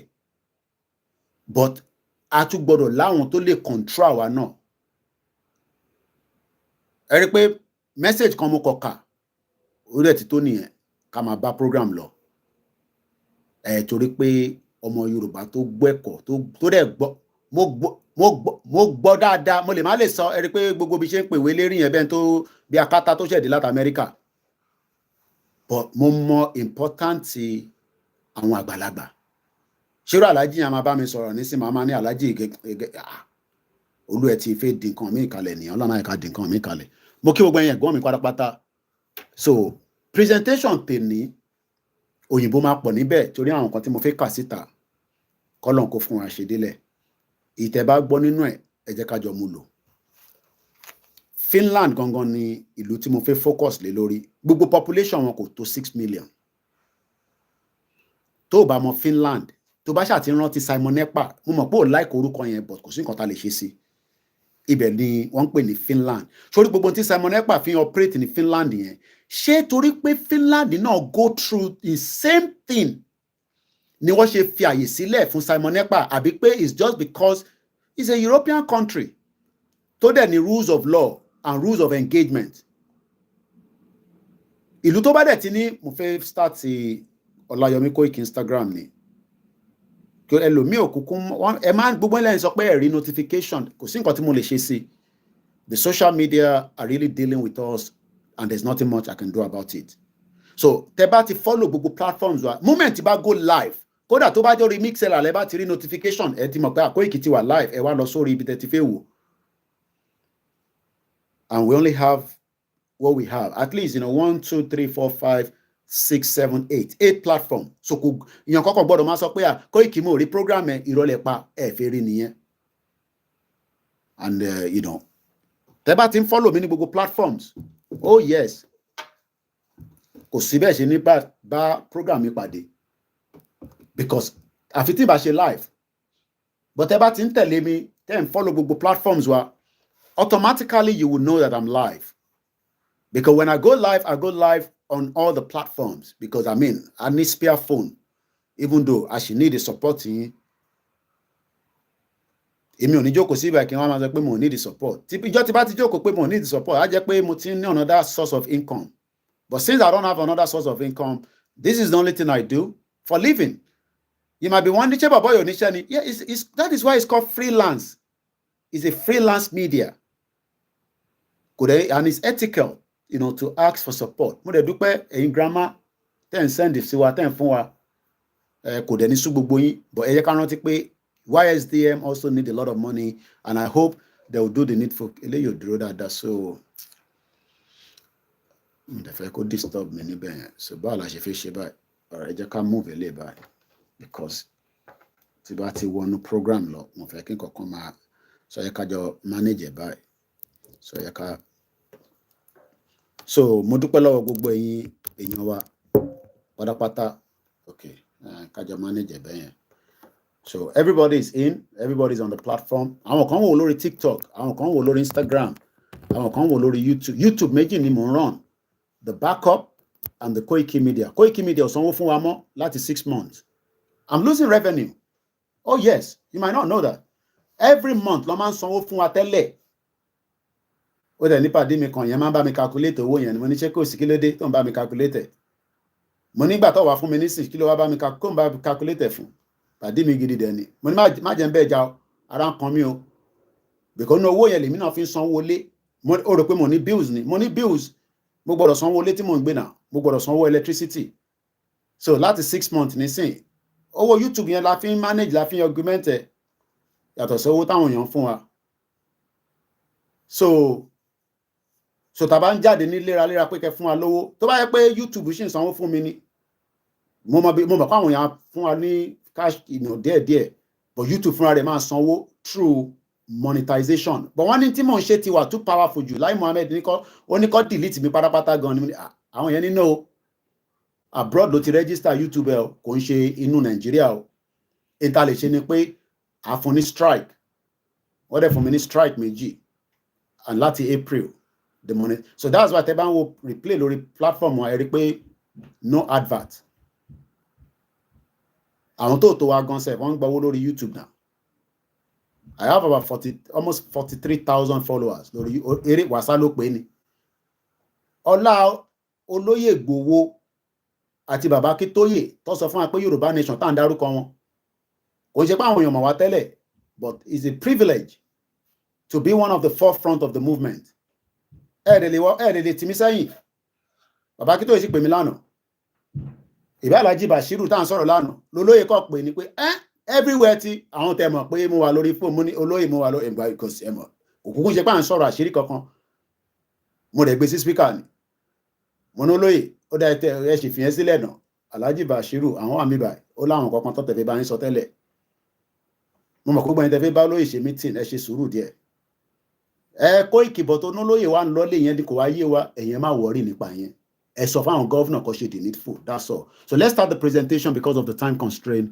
Torí àwọn tó wà nílé. Ẹntì battery bá ń jẹ fóònù ẹ lọ jókòó sórí MixLR. Kò ń ṣe dandan ní kẹ́ rí ojú mi. Tí bá wà níta, ẹ mọ̀ pé mo fẹ́ máa show yín ní London. But tí bá wà nínú confinement báyìí, ẹ lè wà lórí MixLR kẹ́ fi save data yẹn. Tó bá dẹ̀ wá tó bá bú mi, màá bú bàbá ẹ̀, màá bú ìyá ẹ̀. Kò jù bẹ́ẹ̀ lọ. So let's continue the program. Finland is flourishing after 100 years of independence. Ṣé Nigeria flourish after 63 years? Àwọn kan lè sọ pé Koiki ó ti wà too early. Rome was not built in one day. Gbogbo argument náà ni mo understand. But mo rò pé àwọn Finland níbi tí Simon Ekpa wà, ẹ máa gbọ́ Simon, inú lè máa run yín o, èmi ò lè máa dárúkọ Simon Ekpa léni o. Mo kàn sọ sílẹ̀ ni torí mo mọ̀ pé kò ń ṣe gbogbo ọmọ Yorùbá ló like kò dẹ̀ sí nǹkan tẹ́mi lè ṣe sí pé problem tí yín nìyẹn kò ń ṣe problem tèmi. self determination ló gbé dání. Mo ti sọ fún Simon pé tó bá jẹ́ pé ó fẹ́ gba Èkó ni ìjà máa wà láàrin àwa àti wọn. Tó bá jẹ́ pé ilẹ̀ Yorùbá ló fẹ́ gbà lọ́wọ́ wa o, a máa jàdé lẹ̀ ni. But ìjà tó sì ń jà nísìn ìjà pé òun fẹ́ gba self determination, àwọn dẹ̀ fẹ́ sì kí ọ̀dọ̀ tiwọn. Mo rò pọ́tì náà fẹ́ gba Lagos mọ́ mi lọ́wọ́. But bóyá tẹ bá ń ṣe politics, probability wa pé ó lè gba Èkó mọ́ yín lọ́wọ́. But in tí Simon Ekpa fẹ́ gbà kò náà fẹ́ gbalẹ̀ Yorùbá. Tó bá dẹ̀ fẹ́ gbalẹ̀ Yorùbá, we will defend it to the last man standing. A máa protect it. But understanding ó yàtọ̀ sí gbogbo wa. But ìlú tó wà yẹn, Finland, ni Simon Ekpa wà. Wọ́n ní ó ń flourish after 100 years. Kí ló dé tó ṣe ń flourish? Àti pé báwo gan ni Finland ṣe gba independent? Finland is a northern European nation bordering Sweden, Norway àti Russia. Ǹjẹ́ ẹ mọ̀ pé tẹ́lẹ̀ rí Russia ló ń control gbogbo wọn? O mọ̀ tẹ́lẹ̀, o ti mọ̀ nísìn. Torí ẹ̀ mo ṣe sọ pé lórí platform wa, o gbọ́dọ̀ ibi báyìí ò kí ń ṣe bọ́lẹ̀ kájá media o. Màá rò pé torí inú ilé ló jẹ́ pé sí tó ti ń sọ̀rọ̀. Kí n tó wá bá yín sọ̀rọ̀, 2 hours ni mo ti fi ń study kíní. Èmi ò ṣe àwọn tó ń join ní fídíò papọ̀ o, ìyẹn kọ́ lè mi ṣe o. Ó tẹ̀ ní kan tí ìyàwó mi máa ń wò, èmi náà máa ń gbádùn bèbí yẹn. Bẹ́ẹ̀ ni wọ́n ní Alhaji Bashiru ní Koiki, Dubai is less than 50 years. But Finland la fi dúró lé lórí. Torí pé mo fẹ́ mú kankan jáde látara Finland. Ọ̀nà wo ló gbà tó fi gba independent yẹn, tó fi flourish after 100 years. Tí Biafra lè fi máa ṣe gbogbo tó dánwò tán níjẹta yẹn. In tó dánwò yẹn, kódà mo rò pé African country gan lè allow Simon Ekpa kó dánwò ní Africa. Ẹ wá ń sọ pé Africa is a continent that is working. One bastard continent. Continent wà lọ bí àwọn òyìnbó tó ti fẹ́ pọn gbogbo àwọn, ẹ má bínú fáwọn ọ̀rọ̀ àlùfànṣá yẹn, tó ti fa bí àwọn gbogbo àwọn president tó yẹ pé wọ́n sọ̀kẹ̀ báyìí lójoojúmọ́ ni. Ibi tó bá direct kíní yẹn sí ló ń lọ. Ẹlòmíì ò lè ronú láàrin àwọn president tó jẹ́ àwọn African countries. Ìyẹn làwọn Niger ti sọ pé àwọn nígbà. Ó kọ́ yẹ pé ọ̀dọ̀ tiwa tí military bá take over, olè náà ni gbogbo wọn, olè gbà ni, they are bomb bastard. But tí military bá gbà, probability wà pé I destroy constitution yẹn, because bí military bá gbàjọba Nàìjíríà lẹ́ni, the first thing they will bring down is the constitution. Wọ́n máa já wálẹ̀. Wọ́n dẹ̀ máa sọ fún wa pé àwọn máa ṣe 2 years. But tó bá máa ṣe 2 years yẹn, wọ́n gbọ́dọ̀ ṣe kí ni? Wọ́n gbọ́dọ̀ enrich, mo ti tàbọ̀ mẹ́yẹn. Wọ́n gbọ́dọ̀ fi referendum clause, because constitution tá gbé dání nísìn kò work. Gbogbo yẹn ti sọ yẹn, ẹ tẹ̀yẹ ká kọ́kọ́ mọ ọ̀nà wo ni Finland, mo nílé máa dárúkọ gbogbo ilé ẹ̀kọ̀ọ̀kan, so mo kí gbogbo wa tá wà nínú ilé. Àwọn ọ̀jọ̀gbọ́n ni mò ń bá sọ̀rọ̀. Tí bá rí kọ́mẹ́ǹtì tó jẹ́ kí n rí, màá bú bàbá ẹ̀, mo sọ bẹ́ẹ̀ o. Ẹ jẹ́ ká máa bá ètò yẹn lọ. Bọ̀ mo kẹ́yìn àgbàlagbà, mo dẹ̀ kẹ́yìn ọmọdé. Ọlọ́run á dúró ti gbogbo wa. Finland is a northern European nation bordering Sweden. Ó súnmọ́ Sweden. Ìjọ tí Yorùbá bá bọ́ kúrò lóko ẹrú, àwa náà máa sọ pé bordering next to Biafra nation, bordering next to Arewa nation. Bóyá ẹ̀fẹ́ yẹn, ẹlòmíì nínú wa tá máa fi jáde láyé àní dé Sokoto. Kí la wá fẹ́ máa para wa fún pé ká wà nínú wọn Nàìjíríà? Ẹlòmíì ò ní dé Kẹ́bí, ẹlòmíì ò ní dé Katsina, ẹlòmíì àdẹ́ dé bẹ́ẹ̀ for whatever reason. Kò tẹ́ ń ṣe nísìn tó ń jíyàn gbé. Ẹlòmíì gan ní délẹ̀ Yíbò. So kí la wá sọ pé ká wà nínú one unity fún tó work? And draw down and listen to our politicians in. Our politicians in their only.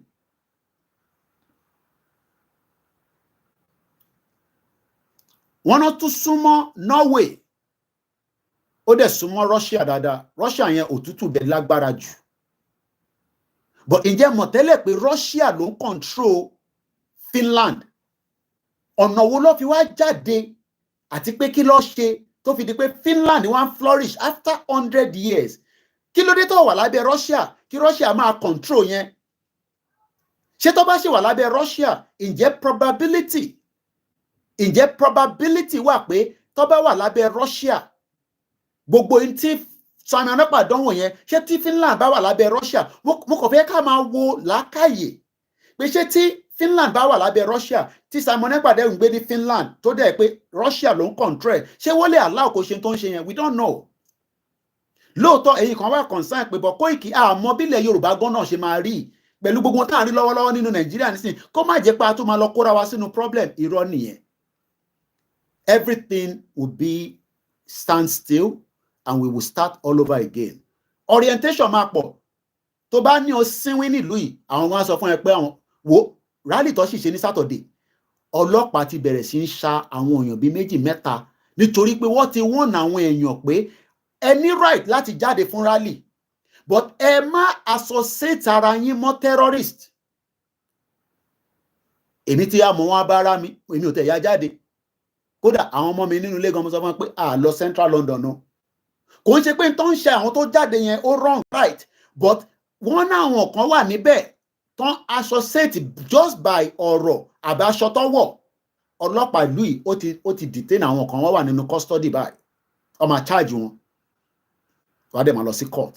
So but Nigeria lẹ́ni ìlú tó mò ń wo Ìyálájé lánàá wọ́n sọ̀rọ̀ nípa Tani Olohun yẹn. Look, there can be defamation of character. And Tani Olohun will have to go through the process for that. But ṣé in tí wọ́n fi Tani Olohun ṣe lénìí ǹjẹ́ ó lẹ́tọ̀ọ́ gẹ́gẹ́ bí process tí ó wrong àbò right? Mo fẹ́ kájọ máa rò lọ́kàn. I'm not here to defend Tani Olohun. Tó bá ṣẹ̀ lóòótọ́ ẹ gbé lọ sí court but ṣé due process ló ń lọ lọ́wọ́lọ́wọ́ nísìn? Kẹ wá compare other cases tó ń lọ nínú Nàìjíríà pẹ̀lú àwọn other elite yín. And that is what makes Finland different. Ìlú kékeré ni lóòótọ́ but there is a rule of law. Kódà àwọn kan ní kí federal government lọ jí Simon Ekpa wá láti Finland òmùgọ̀. Ṣé o rò pé wọ́kàn máa wá ní kí o rò pé bọ́ ṣe jí Nnamdi Kanu o rò pé bẹ́ẹ̀ náà lọ ṣe máa jí Simon Ekpa wá kàn ní kó jí gbé ẹ máa jí bọ̀ ní Nàìjíríà yìí. So now let's go back into this article.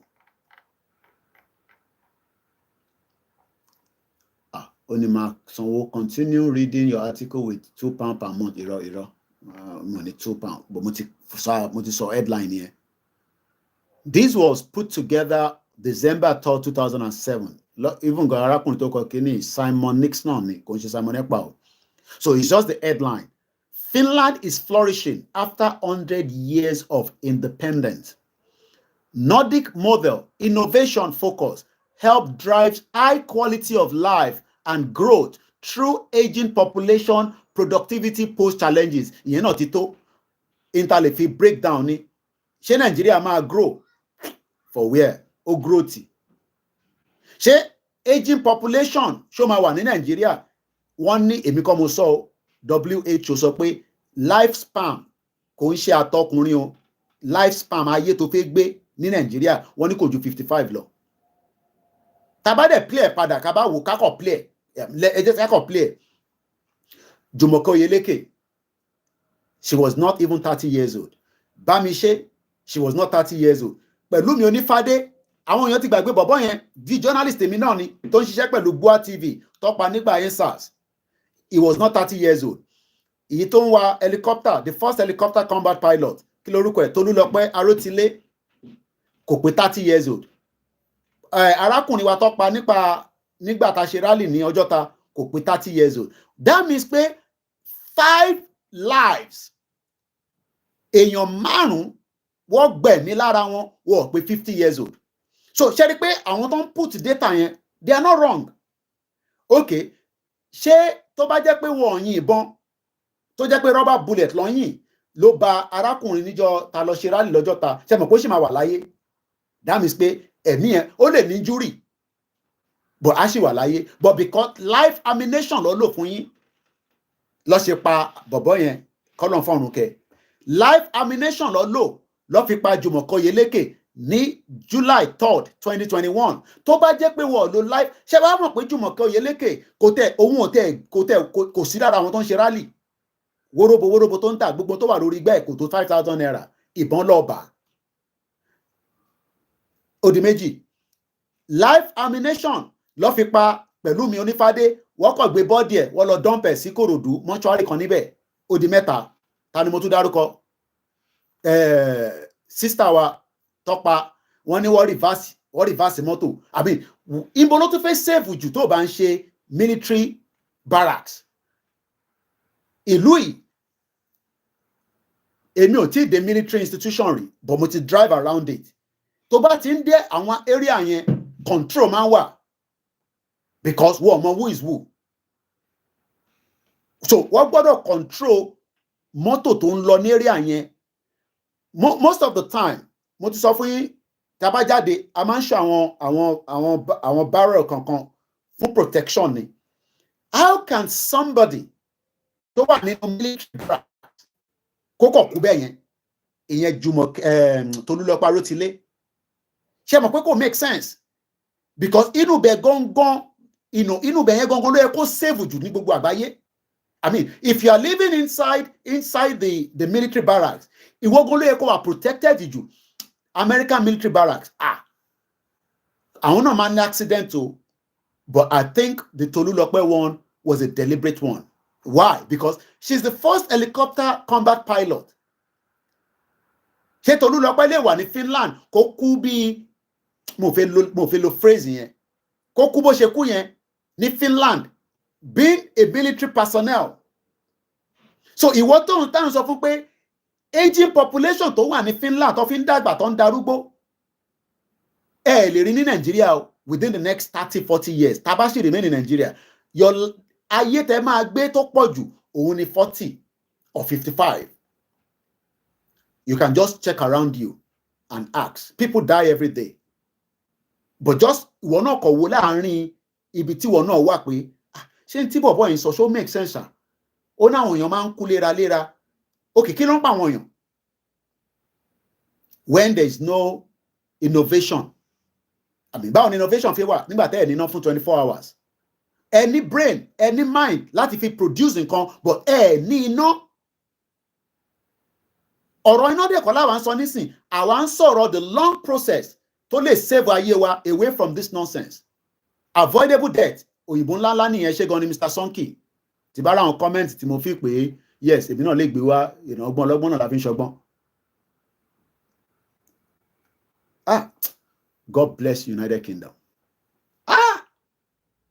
kábíyèsí Elédùmarè ẹ̀mí yẹn máa ń dàbí ìgbà tẹ́ pé because bóyá wọ́n máa ń rò pé ẹ̀mí yẹn ó wà important because ẹ̀mí nísìn tí bá pe GP mi nísìn látòrí fóònù lọ́mọ máa sọ fún mi pé tó bá jẹ́ pé breathing difficulties tètè já fóònù yẹn kó pe 999 má tún dúró fún àwa just ó kọ́ ẹ̀ pé mo ò ní another phone ni tí bá pe nọ́mbà GP mi nísìn general practitioner tẹ́yìn máa pè ní doctor wọ́n máa warn mi pé tó bá jẹ́ pé pípè tó ń pè yẹn breathing difficulties ni tètè pé 999 because àwọn ló máa send the emergency wa and let's look at it as a basic orí Finland la ṣe dúró lé o a country of less than 6 million tó bá pé 999 ó máa lọ sí control center yẹn gan kò sí ní London kábíyèsí Elédùmarè innovation that means pé ṣe ráwọn state kankan wà nílẹ̀ Yorùbá ẹ̀yin ló yẹ kẹ́ jẹ́ bí customer service base fún gbogbo ilẹ̀ Yorùbá or even Nigeria as it is today èèyàn kan náà tún ní God bless Canada mo tẹ̀rí gẹ́ ẹ̀kan tó ń sunkún bẹ́ẹ̀ ni èèyàn lè feel very lonely ọlọ́mà ṣe wá ní ọlọ́mà ìkárí loneliness lè pààyàn especially àwọn kan wà tó yẹ ṣẹ́rẹ́ ìtẹ̀ṣẹ̀ ń dé ẹ máa adjust gidi ni o especially tó bá ní èmi tẹ̀ lọ́kì àwa ní family but just try to get yourself engaged mo rí gẹ́ ẹ̀kan tó ń sunkún lórí Instagram pé Canada yìí kíníkan oh yes you cannot have your cake and have òyìnbó yẹn àbí ó ṣàtìyẹ yín you cannot have everything o fẹ́ gbé Canada o tún fẹ́ gbádùn Nàìjíríà ìkan ló máa mú níbẹ̀ so loneliness yẹn it happens to a lot of us ó kọ́ ẹ pé ìlú yàtọ̀ sí ìlú ni irú London nísìn tí bá fẹ́ jẹ túwó lálẹ́ nísìn ó kọ́ ẹ pé mò ń jẹun níta ni màá lọ sí Peckham màá lọ jẹ túwó màá dẹ̀ bá àwọn boys pàdé wa ní àjọ búra wa ṣé kó ìkíní yẹn òrórí ẹ olórí láǹgbàlá wo ló ń bú Tinubu àbúra wa gbogbo bú táwọn búra wa ní tá bá pàdé ra wa ní physically a lè bára wa jà ibi tí Yorùbá nífẹ̀ẹ́ ara wọn dé nìyẹn nígbà ṣé bọ̀bọ́ ìlànà pè ní Kóìkì bọ̀bọ́ ìlànà pè ní Kóìkì èmi náà ni so in tí mo fẹ́ fà bẹ́ẹ̀ ni pé there are so many avoidable deaths okay ṣe títì tírélà wa ń jábọ́ ó ń pààyàn. All these are just the basic, but ibi tá a ṣe fẹ́ lò gangan ni pé there are so many challenges táyà ọmọ Nàìjíríà tẹ̀ ń face. And then expect pé those challenges will be resolved, but it hasn't been resolved. Bí aláwọn state kankan ṣá o wọ́n ṣe díẹ̀díẹ̀, because if we sit down here and say gbogbo state kan ló ń ṣe dáadáa, irọ́ là ń pa. But àwa ní we don't have to be in this union. Union bẹ́ẹ̀ ni èèyàn kan náà tún confirm pé you are correct about the GP emergency response team in UK. It makes a sense a lot. So mo fẹ́ sọ̀rọ̀ lórí tí bá pé 999 wàláì kọ́ọ̀dù yẹn èmi ò lè sọ pé bí báyìí ló wà, ó lè jẹ́ bí ábí ọ̀nà Newcastle ló wà. Tó bá dẹ̀ ti pé 999 nǹkan mẹ́ta ló máa ń bí ẹ: fire, ambulance or police, because àwọn kan wà wàhálà ti lè ṣẹlẹ̀ nínú ilé àbí jà ṣẹlẹ̀ nǹkan kan àbí orí ẹ̀ pé police ló need. Ó dẹ̀ lè jẹ́ pé fire, ìyẹn lẹ ṣe máa ń gbọ́ siren tó ń dún ní gbogbo ìgbà. These are civil servants that are being paid. Kí ló cost in Nigeria? Okay, àwọn state kan wà ẹ̀yin ò lè produce anything. Irú àwọn lè not yẹn wọ́n lè produce anything. Ẹ provide the training fún wọn kó wà up to the standard. Kí ẹni tó bá pè ní Lagos State, kí call center yẹn wà ní Ogun, kó wà ní Kebbi, kí Kebbi dẹ̀ pick ẹ̀ pé wetin happen na fire. Why they send the signal padà sí Lagos? Lagos adé gbé fire brigade agbé jáde. We can't do that for the last 63 years. Ẹ wá expect pé miracle máa ṣẹlẹ̀. Ẹ wá pray fún Ọlọ́run pé kí miracle ṣẹlẹ̀. Ẹ máa pray bomb bastard. Ẹ máa jọ tọ́ra yín. We need a smaller country now to deal with ourselves. Ká lè take care ayé ara wa. Àkúkú ní wà láyé forever. Ẹ̀mí yìí máa dákẹ́, but nílùú yìí wọ́n ò fẹ́ jẹ́ kẹ́mí yẹn dákẹ́. Why not the last penny sórí èèyàn nílùú yìí? Àwọn hospital kan wà àwọn tó ń ṣiṣẹ́ tó jẹ́ àwọn medical line lọ́mọ tí mo sọ yìí.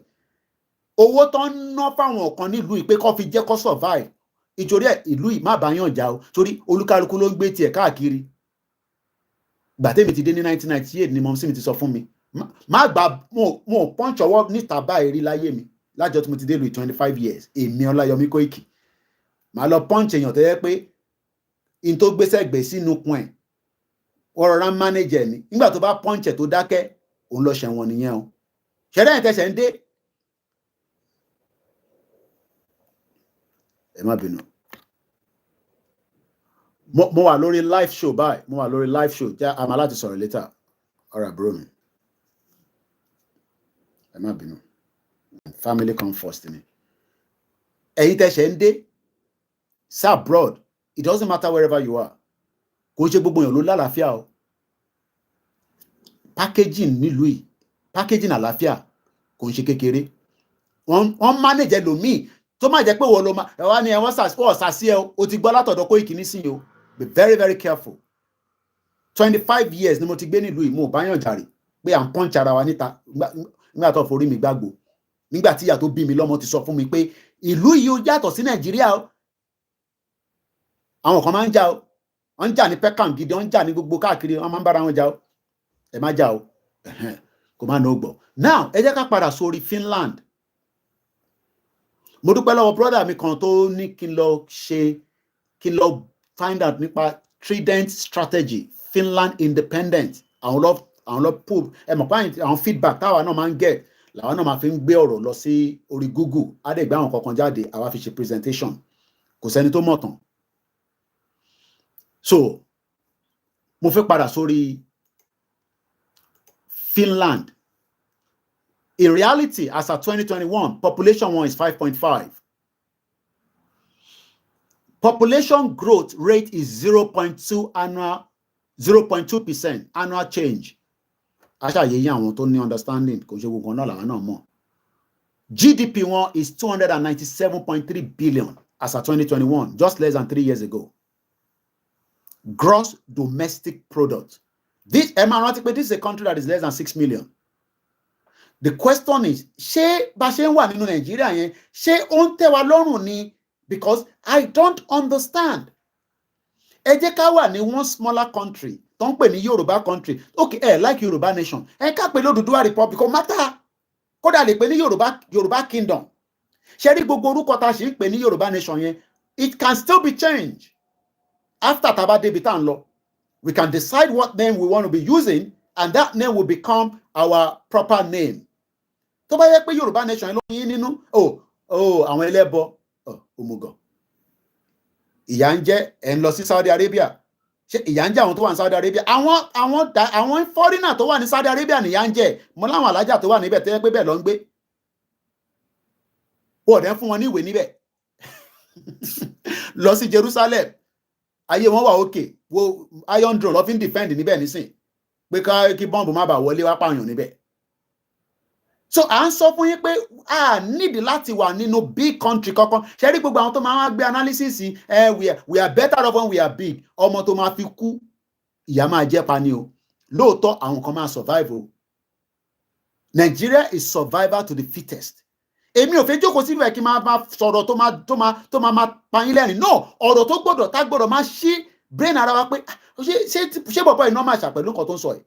Èmi fẹ́ ká máa jọ ronú. Lóòótọ́, we want short-term and long-term goals. Tinubu could be a short-term, but should we be start concerning that tá a bá rí trajectory pé Tinubu fẹ́ gbé wa lọ síbi tá a fẹ́ gangan, ọmọ ìyà máa jẹ gbogbo wa ní o. And that's the fact. Ìyà máa jẹ gbogbo wa pátá. Because the North are waiting for Tinubu to complete his tenure. They have all the time. Gbogbo àwọn Tinubu kó lo Yorùbá sí gbogbo everywhere. Nepotism ni kò mátà. Buhari ṣe jù bẹ́ẹ̀ lọ. Àwọn kan ní ṣe yìí Tinubu ń gbádùn presidential naira. Mo ti sọ mo ní tó bá àwọn kódà tó bá àwọn kan kó fi gbé aláṣẹ wọn kó fi gbé lọ sí Dubai kó gbé padà níjọ́ kejì kì í problem. Àwọn amálà ṣe jù bẹ́ẹ̀ lọ. Olórí burúkú ni wọ́n. Àwọn ló gbádùn Nàìjíríà jù. But à ń sọ̀rọ̀ nípa Finland. Mo kàn fẹ́ fún yín ní statistics on other country tó wà nísàlẹ̀. Denmark is 5.8. Switzerland ó lè tẹ̀lé àwọn yẹn. Àwọn èèyàn ń bá anybody jà. Gbogbo èèyàn ló ń bá ṣe. Switzerland. Ibẹ̀ làbájá kó gbogbo owó lọ. Switzerland, ẹ̀yin gbọ́ tí Switzerland ó dá síjà kankan rí. Now that ti ní understanding. Ṣé Finland ní èdè tiwọn? Torí pé ìwọ tó fẹ́ lọ sí Finland, ǹjẹ́ okay, ẹ jẹ́ ká wo life expectancy. Kábíyèsí Elédùmarè. As at 2020, the life expectancy in Finland is 82 years old. Ó máa dàgbà, ó máa dògbó ni. Kọ́lọ̀ ń jẹ́ ká dàgbà ká dògbò. Òun là ń pariwo. The life expectancy ní Finland. Má wá jẹ́ kíyàn kan sọ fún ẹ pé ó ń ṣe visa Finland kó lọ jù ẹ́ sí Ivory Coast. Tó bá jọ́bìnrin wá ibẹ̀ yẹn á máa gbóná gidi kí n má fi gbogbo ẹnu sọ̀rọ̀. Tó bá dẹ̀ jọ́kùnrin, Ọlọ́run mọ tó máa ṣe. Ẹ̀yin tẹ́ fẹ́ travel out of Nigeria. Mo mọ̀ pé desperate. Please, I beg you. Èmi ò ń ṣe visa. But I beg you, make sure pé tó bá sọ fún ẹ pé ẹ máa wọ mọ́tò kọ́kọ́ lọ síbì kan láti Nàìjíríà, ọmọ tètè mọ̀ pé fàbú nìyẹn. Ó bẹ́tà kó wọ plane kó tẹ̀sí kọ́kọ́ dé Dubai. Kọ́ wa máa tún sọ fún ẹ pé ẹ sì tún lọ síbòmí kọ́ máa. Ó gbọ́dọ̀ má béèrè. Kí n béèrè náà ni politician ṣe ń hold yín to ransom. Àwa lẹ máa lè dín mọ́. Lẹ máa lè dín mọ́ Koiki pẹ̀lú tẹ́tẹ́ ń kọ́bọ̀ MTN àti Glo yín. So life expectancy in Finland is 82 years old. Àwọn èèyàn máa ń dàgbà níbẹ̀. Fatality rate wọn ó máa yá àwọn tó jẹ́ àwọn èèyàn.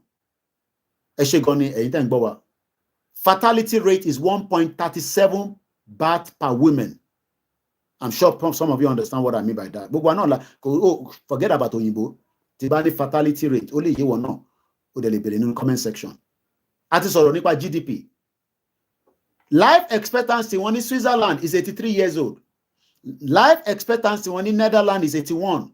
Ní Germany, níbi tí olóyè wà lọ́wọ́lọ́wọ́ yìí, is 80 years old. Lóòótọ́ àwọn àgbàlagbà tó ń dàgbà ilẹ̀ Yorùbá lénìí, probability pé a máa rírò àwọn àgbàlagbà yẹn in another 20-30 years ó máa lè díẹ̀ o. The last àwọn àgbàlagbà tó ń lọ lọ́wọ́lọ́wọ́ nísìn tó wà in that age bracket in 80. Nígbà tí mo ti fún yín lórúkọ 5 tí mo ní láti repeat ẹ̀ tí wọ́n ti kú tó pé 50 years old. That means we have lost 5 innocent people tó lè reproduce ọmọ Yorùbá mi. Ó dà pé tí mo population wa on decline. Àwọn olórí burúkú ní ọ̀tí yẹn wọ́n ń bímọ bí wèrè ni. àwọn kò sí ìtọ́kàn wọn pẹ̀lú pé wọ́n tọ́jú ọmọ, ó kù sọ́wọ́ ìyàwó kó máa lọ tọ́jú ẹ̀, tó bá tọ́jú ẹ̀ kó jù sínú igbó. Àwọn tó yẹ pé kò ṣe gbogbo wọn, they are animals, but kò ṣe gbogbo wọn ní north. Wọ́n bímọ bí àwa la okay lóòótọ́ yes àwọn ọkùnrin kankan wọ́n wà ní ẹ máa ṣe ṣìnà wà bímọ méjì síta bímọ mẹ́ta síta, but in reality gbogbo ọmọ 10 bí kò wọ 10. Àwọn north kí ni kàn wọ́n pẹ̀lú 10, wọ́n sì ń bí 20, wọ́n ṣe bẹ̀rẹ̀ ni. Nígbà tó yẹ pé àtọkùnrin ó máa lọ, obìnrin ló lè sọ pé bóyá tó bá dé stage kan á tún bá ọmọ kékeré sùn, ọmọ tó jẹ́ 15 á gbà sí fún lẹ́ẹ̀mẹ́ 6 á bímọ 6 fún. Ṣé ẹ mọ̀ pé population yẹn wọ́n máa override wa tó bá dé stage kan? Ṣé rí gbogbo tá à ń sọ yìí tá a bá múra sí ó máa affect wa lọ́jọ́ iwájú o. Lóòótọ́ ó lè má ṣẹlẹ̀ nísìn within the next 30 years. Àwa táwa lábroad à ń fẹ́ bímọ púpọ̀, tíyàwó ẹ̀ bá ti bímọ 3 báyìí ó pàdé mọ́ nìyẹn. Àkílódé mo fẹ́ bímọ sọ aláàjì ìtẹ̀bí yẹn ti tó. Aláàjì àyàgbé pọ́nrán má bínú aláàjì àyàgbé kìíní lọ́ta ó bímọ mí níta nìyẹn. But àwọn wèrè náà tìyẹn wọ́n bí ṣégi ọmọ, wọ́n bí kíni, wọ́n bí kalẹ̀, Nàìjíríà ni wọ́n bí fún. Kò sí àwa là ń bímọ lájú ọmọ, àwọn ń bímọ fún Nàìjíríà tó ti lè take care gbogbo wa ló ń bí fún. Ẹ wá ní àlìmájìrì pọ̀. Oh my God, ó dà ń pa àwọn èèyàn tí understand nǹkan táwọn fọ. Ẹ̀rọ ìpọ́rọ̀ Tinubu là ń sọ níbí báyìí, à ń sọ̀rọ̀ wo àlìmájìrì akọ̀ wà níwájú ilé ẹ mọ̀ pé tẹ́lẹ̀ òun pọ̀. Báwo lọ tẹ̀sẹ̀ máa ń sọ kí ni ẹ ṣàánú mi kí wọ́n tó máa gbé káàkiri nísìnyí náà ẹ rí pé population yẹn, but population ti wá ń decline, bímọ púpọ̀ mọ́. Ìṣẹ́ ti múlẹ̀ Yorùbá tó bá ti bí 2 mẹ́ta obìnrin mi gan á lọ so ìsàlẹ̀ yẹn ni, ẹ̀wọ̀n mi àdé máa lo protection. Bẹ́ẹ̀ ṣe ń ṣe nílé làwọn àwọn ìyàwó akọ̀ọ̀kan náà ń ṣe níta o. Wọ́n fi kò tẹ́ ṣe UK government nísìn tó lẹ́yìn ọmọ the first 2 if I'm right ẹ bá mi correct ẹ̀yin tẹ́ wà nínú UK. Ó rà pé the first 2 lẹ́yìn ẹlẹ́kẹta no more benefit, ó ní benefit ẹlẹ́kẹta máa gbà. Ní àwọn tó ti àwọn kan ti jẹ fàájì ìlú yìí èrè àwọn ẹ̀gbọ́n mi yẹn gbogbo àwọn ọmọ wọn báyìí wọ́n gbádùn dáadáa ni. Àwọn táṣẹ ń bímọ nísìn tó bá ti bí 3 the next one wọ́n máa sọ fún ẹ pé no kò lè gba full benefit, half benefit ló máa fún. Àwọn náà ń tighten up because kò lówó mọ́, kò sówó. Áfíríkà dẹ̀ ni kòkó ọbẹ̀ wọn. Àwa dẹ̀ ń sọ fún gbogbo wa pé okay tẹ́ bá ní ká má break up nísìn, it's understandable, but it is something that ó gbọ́dọ̀ máa wà ní inú mind wa pé ǹjẹ́ tá a bá pín, ǹjẹ́ a lè manage population àwọn ọmọ Ìgbò gan tó máa influx. Mo mọ̀ pé bẹ́ẹ̀ lẹ máa ń fẹ́ gbọ́, because mo mọ̀ pé àwọn kan mo kí Akalamago TV my brother, àwọn tó ń wọlé tó jẹ́ àwọn ọmọ Ìgbò okay yes wọ́n pọ̀ lọ́dọ̀ wa fair enough, but what about the northerners? Not wọ́n bí ṣe gay. Ẹ mọ̀ pé number 1 they are Muslims. Okay, Muslim tí wọ́n náà ní Muslim ní South West. Ó fi pé wọ́n respect the Muslim South West ni. Wọ́n respect the Muslim South West. Wọ́n rí wa gẹ́gẹ́ bí Mùsùlùmí. Wọ́n rí wa gẹ́gẹ́ bí infidel. And it's a fact. Evidence is based there. Everybody knows that. So the life expectancy in Yoruba land today, àwọn grandmothers wa tó wà ní that age, irú àwọn grandma tèmi, ó dàgbà dáadáa 92 or somewhere around there, kọ́lọ́n tó ní ọlọ́jọ́ dé or somewhere, But the next after tá ti lose the face of the 20 years nísìn, ṣé mọ̀ pé gbogbo àwọn tó bá sì ní grandma nílé, kọ́lọ́n jẹ́ kó dàgbà fún gbogbo wa dáadáa, kọ́lọ́n dẹ̀ jẹ́ kẹ́ rówó tẹ́ máa fi tọ́jú wọn. By the time táwọn 20 years yẹn bá lọ, àwa tó kù nǹkan sọ fún wa ni pé 80 years old. Kò eléyìí ń ṣe pé èmi kọ́ mo sọ kò ń ṣe gbogbo wa but majority. So àti fún yín níbẹ̀. Now ǹjẹ́ Finland ní èdè tí wọ́n tó ń sọ? Ǹjẹ́ wọ́n ní language? Ǹjẹ́ Simon Ekpa ǹjẹ́ English ló fi ń communicate ní Finland? Lẹ́yìn tó bá ń ṣe broadcast nìkan lè máa gbọ́ English lẹ́nu ẹ̀. Tó bá ti wọnú ìgboro Finnish ló ń sọ. Mo kí gbogbo ẹ̀yin tẹ́ wà lórí ètò pẹ̀lú wa. Ẹ má bínú tí n bá lè dárúkọ because mo wà very very constrained with time. mo dẹ̀ fẹ́ make sure pé I deliver presentation yìí even though pé voice mi ó ń lọ sókè ń lọ́lẹ̀ ni ẹgbà bẹ́ẹ̀. Wọ́n pè ní Finnish language. Finished. F-I-N-N-I-S-H. Yorùbá ní èdè tiwa. Àmọ́ English ni wọ́n gbélé wa lọ́wọ́. Yorùbá ni mí. One people, one culture, one language. Tá bá gba country tiwa tá dá dúró, English will still be part of our language. Èmi ti dé Turkey rí. Tó bá ní orí train wọn, wọ́n máa sọ èdè wọn, wọ́n sọ English. Gbogbo bí tó bá dẹ̀ lọ, tó bá jẹ́ government control whatever tó ń ṣẹlẹ̀, tó bá move around, bó bá ṣe sọ èdè wọn, wọ́n sọ English because wọ́n mọ̀ pé foreigners máa wá síbẹ̀. So kò mí pé torí pé a náà fẹ́ gba Yorùbá nation, a ní máa sọ English. But àwọn kan ò fẹ́ jẹ́ kẹ́ gba Yorùbá nation, wọ́n fẹ́ jẹ́ kẹ́ máa di ntẹ́ máa wá tọrọ owó lọ́wọ́ wọn. Wọ́n fẹ́ kẹ́ máa wá di ntí tí Elédùmarè ò sọ pé àwa la máa dì bẹ́ẹ̀. Ẹ̀jẹ̀ tó ń ràn lára mi ní London ní bíbá, òun náà ló ń ràn lára tiwọ. Ìyàtọ̀ kan ni pé èmi fresh based on the weather. Ilẹ̀ ti ṣú rẹpẹtẹ nísìn. Tí bá ṣí window yìí nísìn, ilẹ̀ ti ṣú rẹpẹtẹ. Aago 6 dé la wà. Ẹ̀yin sì ní oòrùn tó ń tàn mọ́lẹ̀. But oòrùn yẹn wọ́n jẹ́ kẹ́ gbádùn ẹ̀. Ayé kan ta dẹ̀ ní òun ni pé ká gba ìlú kúrò lọ́wọ́ ìlú tí wọ́n dá padà síbi tí kò, because as at 1913 kò sí nǹkan tó ń jẹ́ Nàìjíríà. So kí ni nǹkan ta fẹ́ save lára Nàìjíríà? In tí mo ń ṣe níbí báyìí, you can do better than me in Yoruba land by the time tá bá dá dúró. And I'm not joking. In tí mo ń ṣe ní abroad lọ́wọ́lọ́wọ́ nísìn, àbí tí gbogbo àwọn táwà lábroad tá à ń ṣe, tílẹ̀ Yorùbá bá dá dúró, kò lè possible nínú Nàìjíríà because bó ṣe ń drag ẹ̀ látòkè, wọ́n drag ẹ̀ nísàlẹ̀. Okay, let's put it this way. Our governors are trying to make our life better, but resources yẹn wọ́n jẹ́ kó control ẹ̀. Okay, Ọ̀ṣun state has a lot of gold. Báwo ni ìyá ṣe máa jẹ gbogbo ẹ̀yin tẹ́ ń bẹ l'Ọ̀ṣun state? I don't understand. Okay, Ogun state ní ilẹ̀. Fúlàní ò jẹ́ kẹ́ gbádùn. Ọ̀yọ́ state ó ní bàbá ilẹ̀. Ẹ má bínú. Ọ̀yọ́ state ní a lot of land. Kíní ẹ ló ń sensor ni, ẹ mọ̀ pé kíní fóònù ilé TikTok yẹn. Ó rò pé mò ń ránṣẹ́ sí ẹ mọ àwọn kí n tá máa ọmọ yẹn, àwọn ọmọ mi nílé everything. Every time máa sọ̀rọ̀ sí remote control. Ibi táyé dé nísìn nìyẹn.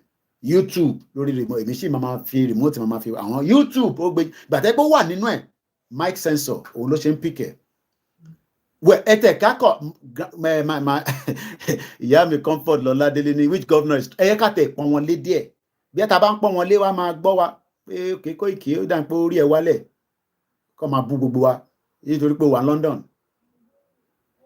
In reality, if we were still in regional government, tí wọ́n destroy, ayé wa máa better. But a ti kúrò ní gbogbo area yẹn, ká ṣe máa sọ pé yẹn àwọn Igbo kan ló destroy regional, gbogbo yẹn a máa pẹ́ nídìí wọ́n dẹ̀ ní ibi tí yẹn bá yàgbẹ́ sí tó bá tètè dìde ń bẹ̀ eṣinṣin oríṣiríṣi máa bò ẹ́ fẹ́yìntẹ́ ṣe yàgbẹ́ níta ni èmi ní WC máa dẹ̀ flush. So there's what they call Finnish language. Èdè tí wọ́n nìyẹn. Majority of the population in Finland, 90.37% as at 2010, speak Finnish as their first language. Sherry, by the time taba that territory wa, ta take sovereignty wa padà. Oh yes. Government pàṣẹ. Ìwọ wá ní bí àkànní tẹ̀ ṣe jẹ́. Gbogbo transaction tẹ́ máa ṣe nínú bank, Yorùbá ló máa fi ṣe. Oh, ìtì mọ̀. Ẹ̀yin tẹ́tẹ̀ máa ń struggle, tẹ́ máa lọ sínú bank. Mo ti dé bank lẹ́ẹ̀mejì kan bẹ́ẹ̀ mẹ́ta ní Nàìjíríà. Àwọn òyìnbó oríṣiríṣi ló kàn máa gbọ́.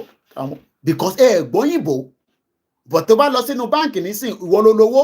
Nígbà àwọn báǹkì kéré olè làwọn yẹn. Nígbà tó fẹ́ gbowó, kódà wọ́n lè ní dádì ẹ káàbọ̀ sà.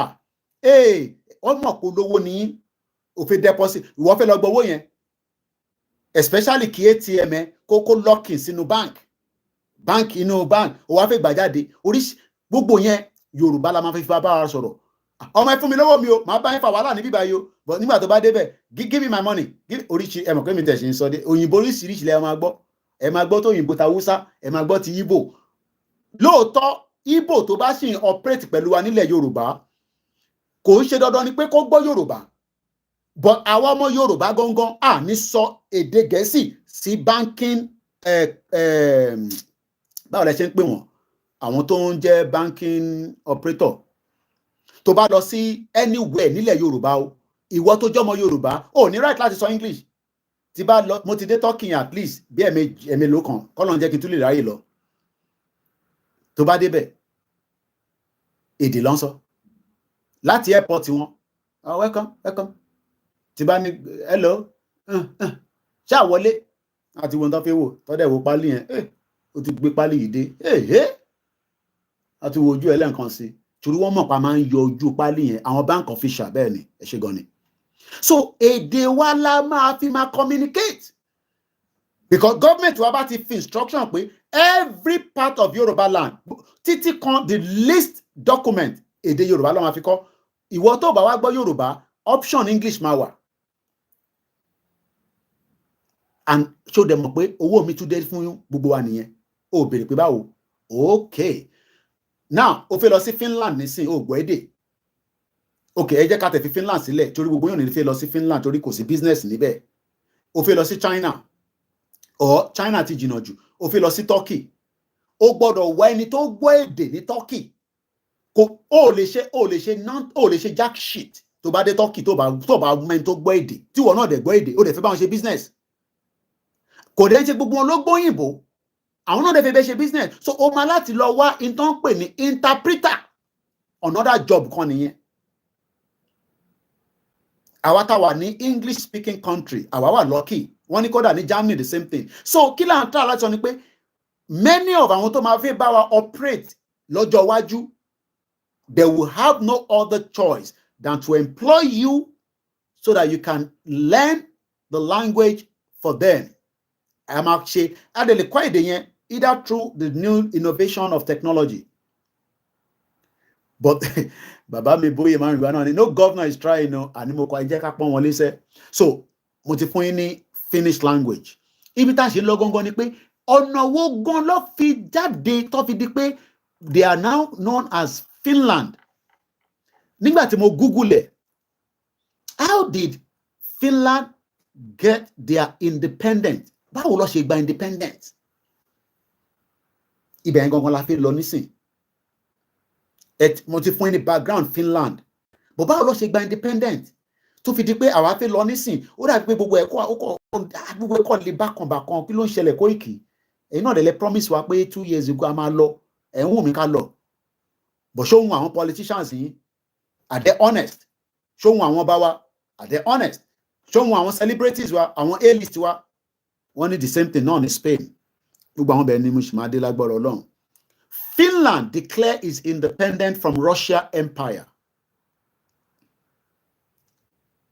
gbọ́ bẹ̀rẹ̀ lẹ́ẹ̀kan sí Finland declare its independence from the Russia Empire mo kí ẹ̀yin tẹ́ wà lórí mixlr aláwọ̀ bàbá gbogbo yín pátápátá àwọn 9 ló ń wò wá lọ́wọ́lọ́wọ́ comrade plan B sọ pé Simon Ekpa the Great Stone Cold ni welcome back Yoruba Nation is the best answer thank you so much ẹ jẹ́ n lọ sórí Koiki Media Odùduwà engineer Olúwafúnmi B Stephen mo kí yín sir Mr Simon mo kí yín bàbá ìyá mi Táíwò Bánúsọ kọ́lọ̀ foríjì àdògán mo kí ìyá mi Ọmọ́tọ́pẹ́ àwọn orúkọ tó beautiful àwọn orúkọ tó rẹwà mo kí ìyá wa Ìyábọ̀ Olúbùnmi Olúwọlé mo kí ìyá wa Yeti Queen and the rest of you bàbá mi Prince Gabriel ní Finland a country of hope social and rest of mind ìyá mi Comfort ní Ìgbòho Òòṣà the greatest ohun kan lásán lánàá ohun àná lásán tí Ìgbòho ní ṣe rí ẹ má bínú pé mo pause díẹ̀ ṣe rí ẹ̀mọ Yorùbá òṣèlú tí bá náà ẹ̀mọ Yorùbá èmi sì ní spokesperson Ìgbòho mo wà ní group kan wọ́n tún doubt pé èmi jáde pé mo wá sọ̀rọ̀ tí Ìgbòho ní kí n sọ̀rọ̀ ẹ má kí n lo bomb bastard mo take it back gbàtẹ́ ẹ̀pọ̀n respect mi ni tẹ́ bá respect mi ni ṣé èmi lè jáde fúnra mi kí n sọ pé Ìgbòho ní kí n jáde kí n sọ̀rọ̀ tí kò dẹ̀ ràn mí iṣẹ́ ẹ mọ̀ tán pè ní spokesman ni ẹ sì fẹ́ gbọ́ voice Ìgbòho ó ń bọ̀ èmi lẹ máa respect as the spokesman tẹ́ ẹ bá dẹ̀ respect mi problem ti yín nìyẹn tẹ́ ẹ bá gba kodoro ẹ gba kádàrá èmi sì ní spokesman agbẹnusọ Ìgbòho kódà tó bá tún sọ lọ́la pé Kóìkì ò kí n ṣe agbẹnusọ òun mo dúró pẹ̀lú ẹ loyalty ni 100%. mo tún sọ fún lẹ́ni mo ní bá mi ṣe mọ̀ pé ibi tẹ́ bá lọ ni mò ń lọ ibi tẹ́ bá ti sọ pé ó ti yá ni mò ń tẹ̀lé yín. And you don't need to know all other conversation we had. Ẹ̀ẹ̀mejì láti sọ̀rọ̀ kọjá lẹ́ni is a privilege. Èmi wá jáde àwọn kan tún wọ́n tún sọ̀rọ̀ nínú group wọn nínú àwọn mo gbọ́ àwọn kan sọ mo kàn wò pé ṣáwọn people is serious. So that means pé èmi máa jáde láti sọ tí mú Ìgbòho rán mi àbí bẹ́ẹ̀ kọ́ kí n lè create problem síta. Unbelievable. Mélòó làwọn tó ń darí mélòó lẹni tó ń darí France. How old is Macron? Torí pa jókòó sí ibà àwọn jeans àwọn trouser. Ó yẹ kémi náà ti máa control lù àbẹ́ mọ̀ bẹ́ẹ̀. I pity a lot of you. Èmi sì lágbẹnusọ ẹ̀ for now. Tó bá tẹ́yìn lọ́rùn kò sí nǹkan tẹ́ lè ṣe sí. Ìgbòho dẹ̀ ní sọ̀rọ̀ kó ní kí n jáde kí n wá jáde kẹtúṣẹ̀ máa doubt èmi ẹ̀ ń doubt Koiki Media. I pity a lot of you. Mo gbọ́ voice yẹn nínú group kan mo ní pé ṣé tòótọ́ ni Ìgbòho rán Koiki níṣẹ́. Ó kù díẹ̀ ni. Kí ni mo sọ? Ó kù díẹ̀. Àfi tó kù àfi sábẹ́ ẹ̀kún. Ẹ̀yin àgbàlagbà náà ni Koiki má sọ̀rọ̀ tán o. Olè o ti fẹ́ bẹ́ẹ̀ ní má sọ̀rọ̀ tán o. Ìgbòho rán mi iṣẹ́ èmi jáde mo sọ̀rọ̀ ẹ tún sọ pé ṣé Ìgbòho ló rán níṣẹ́. Can you imagine? Unbelievable. Totally unbelievable. But àwọn tó need information yẹn gangan wọ́n ti pick ẹ̀. Southwest àwọn tá fẹ́ send message yẹn sí wọ́n ti pick your message already. Bẹ́ẹ̀ni ẹ lọ hug transformation ni àbí transformer. Mo dẹ̀ sọ kò ń ṣe pé tèpè kò ń ṣe pé tẹ́nìtè ẹ lè dárin èmi àti Ìgbòho rú torí inú mímọ́ ni mò ń lò pẹ̀lú ẹ̀.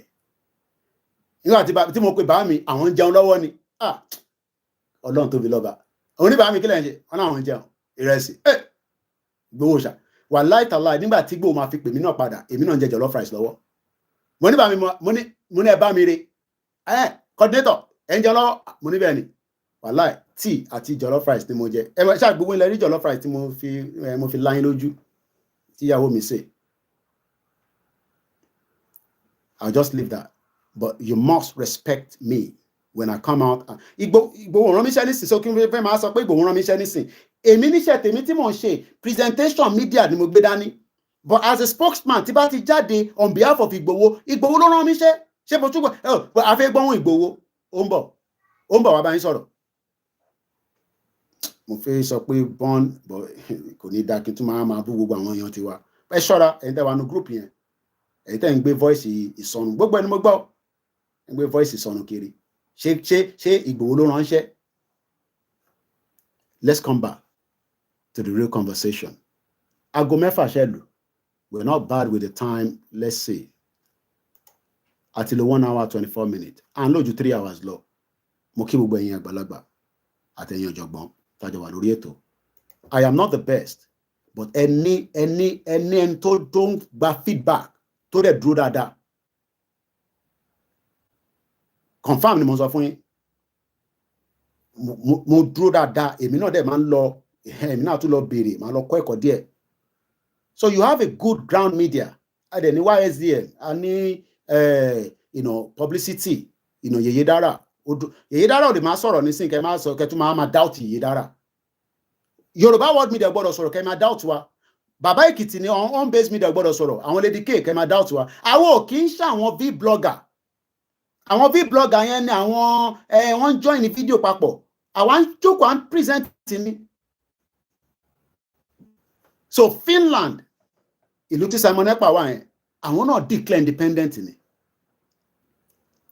Ibo lẹ DMS sórí TikTok lẹ DMS ẹ sọ lánàá náà pé DM ebi ò mọwọ́ gbogbo kémi ti ṣe fídíò kémi jáde ní kí n dẹ̀ post sórí TikTok ní sórí DM lẹ send ẹ̀ sí máa check it after the program But the way to communicate with me is just to send an email. info@Koiki Media or my other private email, Musa Kalam. And then send a lot to the website. Send a request. It's still a presentation at the moment. So Finland, what declare? Sherry, declare. We need as much of the politicians on board. Not that we have declare control or people bound. I will listen our gidi oyeyin. Tabagba Yorùbá nation nisin. Wo bi ba politician kan da. Torí a máa wọlé síra wa lára. Kí n fi tó kù sílẹ̀. Orí TikTok máa check it bá parí program. Confirm le gbọ́ lẹ́nu mi. Agba Yorùbá nation tán. Àwa ṣe wàhálà. Politician kan wá dé. Àwọn náà a máa wọlé síra wa lára. Bẹ́ẹ̀ ni gbọ́ lẹ́nu mi. Everything must be done accordant to the law of the land. Bí mi náà bá ṣe ẹ gbọ́dọ̀ kò sí pé Koiki àwọn lọ́jà àjà Yorùbá ni. No. Ìyàn síbẹ̀. Rule of law la fi ń gbé ní UK. Mo kí grandma ìyá mi Ronke Lee ẹ káàbọ̀ mà. Rule of law ìyá mi Grace Olúṣòótọ́ mo kí mà. Rule of law òun la fi ń gbé nílùú yìí. Pé àwọn ìyàn síbẹ̀ o. Constitution kò sí constitution Nigeria. So Finland wọ́n gbara wọn kúrò lọ́wọ́ Russia. Kò ń ṣe pé tá bá ń ṣe àwọn history yìí. They have the backing of certain politicians. Mr. Sean, what you said now is what is killing Nigeria. Who you know in Nigeria? Tó bá pààyàn lé ní Nigeria, tó bá mọ wí ẹ̀, ó jẹ́ lọ nìyẹn. Àfi tá ló bá pọ̀ gbogbo àwọn tí Naira Marley yẹn nísìn. Naira Marley ibi tó wà, kọ́lọ́n kó ṣàánú ibi tó wà. So, but mo mọ̀ pé ń gbádùn jù ẹni tó jẹ́ normal prisoner lọ anyway. Owó ló máa fi a máa ń ya paper gidi fún ọ níbi tó wà yẹn. Òun àti Sam Larry. But we want justice for Mohbad. But we want justice for every Nigerian. When you pick a man and want justice for Mohbad, èmi gan need the justice. Èmi gan need the justice. Ọlọ́run mọ̀ bí ti dadi yati wà nísìn. Even Simon, even Nnamdi Kanu need the justice. Favoritism, bigotry, and nepotism. And then, Tinubu is playing nepotism. There's nothing we can do about it. Buhari did the same thing. Bomb bastard. Dead or alive. Àtẹ̀mọ̀bí ó ti kú bí ó wà láyé. Ó fẹ́ kó gbogbo owó lọ sí Niger. Tinubu dey block Niger by anything. Ben, no one should be above the law. You're right, Mr. Taiwo. Mo kí gbogbo ẹ̀yin ọ̀jọ̀gbọ́n tẹ́ wà lórí ètò. We are almost there. At the boss CB conversation gangan nísìn. Preamble ni gbogbo tí mo ṣe látẹ̀kọ́ yẹn. So I'm going to start reading a lot of things now, just to wrap it up quickly, so that I keep broadcasting full. Finland declares independence from Russia on December 6, 1917. That was 3 years after to offer any fraudulent amalgamation. Àwọn ìbò ti ṣèkà fún wa. Ẹ wá wò gbà yẹn. Ṣé mọ̀ pé amalgamation tó fà wá nísìn. Ṣé mọ̀ kó ó fún wa ó kìkà tẹ̀ sọ pé regional government yẹn náà fail. Tó bá yẹ pé kò fail, maybe we will not be saying what we are saying now. Nígbà tí Finland ń declare àwa ti gba amalgamation irọ́. Amalgamation ìlà wà lẹ́nu ẹ̀ títí nísìn. Kò sí peace, kò sí unity, kò sí ìfẹ́. African Parrot TV, Mokedada, my brother. A lot of you are struggling. Please don't use your own problem. Mo blocking your konlano. Mr. Koiki, phone low, and so Tibani money, most of money checking lojali for any. Checking me lojali to repay I don't say Yoruba nation, Timoni money.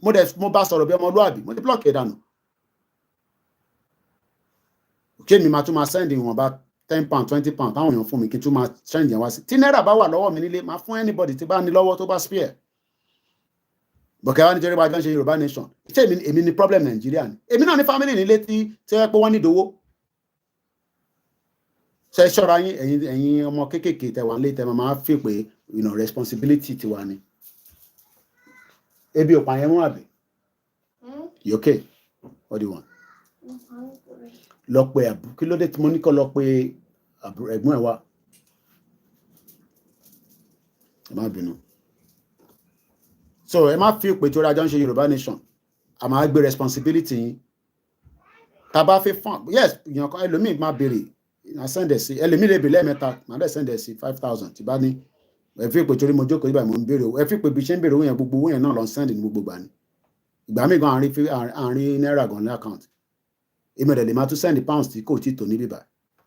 Mo kí Prince Túndé Adébólú. Prince ò kí ń ṣe pet name o. máa sọ fún yín. So orí Finland la dúró lé bó ṣe mọ̀ pé in tí mo fẹ́ kẹ́ mọ̀ gangan ni pé revolution ló fi gba ìjọba kúrò revolution ló fi gba government tó fi di pé Finland di Finland lẹ́ni tí Simon Ekpa fi operate láti bẹ̀ after 100 years revolution ni.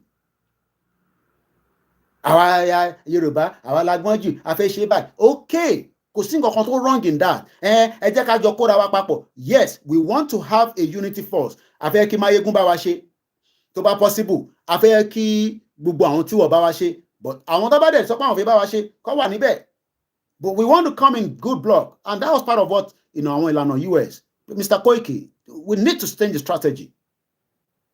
the strategy must be changed tá bá fẹ́ move forward lórí ìrìn àjò yìí òyìn pé káàkiri máa ní ẹ fún wa lówó ẹ ṣe Yorùbá à ń pariwo Yorùbá there must be a strategy and I hope the YSDM mo ti máa sọ̀rọ̀ lórí YSDM mo fẹ́ ìjọ tí máa sọ̀rọ̀ wọn mo fẹ́ kọ́ ẹ pé ẹ̀hẹ́ kò tẹ̀ ní anybody nínú ilé torí ó ṣeé ṣe kí lè máa lo àwọn ọ̀dọ́ kan we must start seeing something from them now kò ṣeré ní Moscow kọ́ fún wa ní shadow government concept kí ló dé tó possible kò pọ̀ possible now kọ́ fún wa sọ pé eléyìí ni minister of aviation wa eléyìí ni kinní kan ká wá ní àwọn tó máa wà láàkà kọ́ bẹ̀rẹ̀ sí ṣiṣẹ́ fún wa kọ́ máa prepare sílẹ̀ Yorùbá máa lọ a máa pín Nàìjíríà ó máa lọ́lẹ̀ kò sọ́gbọ́n ẹ̀ so we got to start preparing ourselves kò ṣeré ní Moscow kò ní káwa máa pariwo lójoojúmọ́ Yorùbá nation they must give us those shadow governments àná ọmọ Yorùbá tó pọ̀ káàkiri títí kan tó wà nílé kí ló dé tà lè ní shadow government we have a shadow government nínú shadow government yẹn àwọn ọlọ́mọ máa monitor aviation Nàìjíríà lọ́wọ́lọ́wọ́ nísìn kó máa yẹ pé olórí burúkú tó lọ gbé plane wá tó kún lọ́dà láti Ethiopia ọlọ́lọ́mọ tó ti jẹ lọ nísìn irú àwọn kan mẹ́rin lọ́mọ máa bá wa document ẹ̀ so that tábàtẹ̀ ti pín concept a lè mọ̀ pé eléyìí o àwa kọ́ la mọ̀ nípa ẹ̀ we must have that shadow government ìtàgbédání yóò ṣeré especially àwọn olórí burúkú politicians yìí they are not interested in what we are doing. But níjọ́ náà náà nígbà táwọn ilé ìṣe revolution tí Finland fi di Finland they have the support of some of their politicians.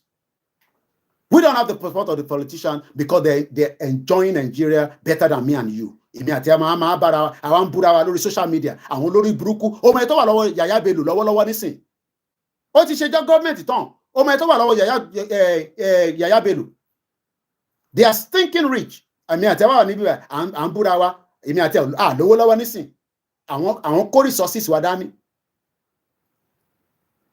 YSDM must come out and start talking to us properly. If not, I'll leave the rest in my stomach. Wọ́n gbọ́dọ̀ jáde láti máa bá a sọ̀rọ̀ gidi. The strategy must change. Kò sí nǹkan kan tó ní ká má ní shadow government.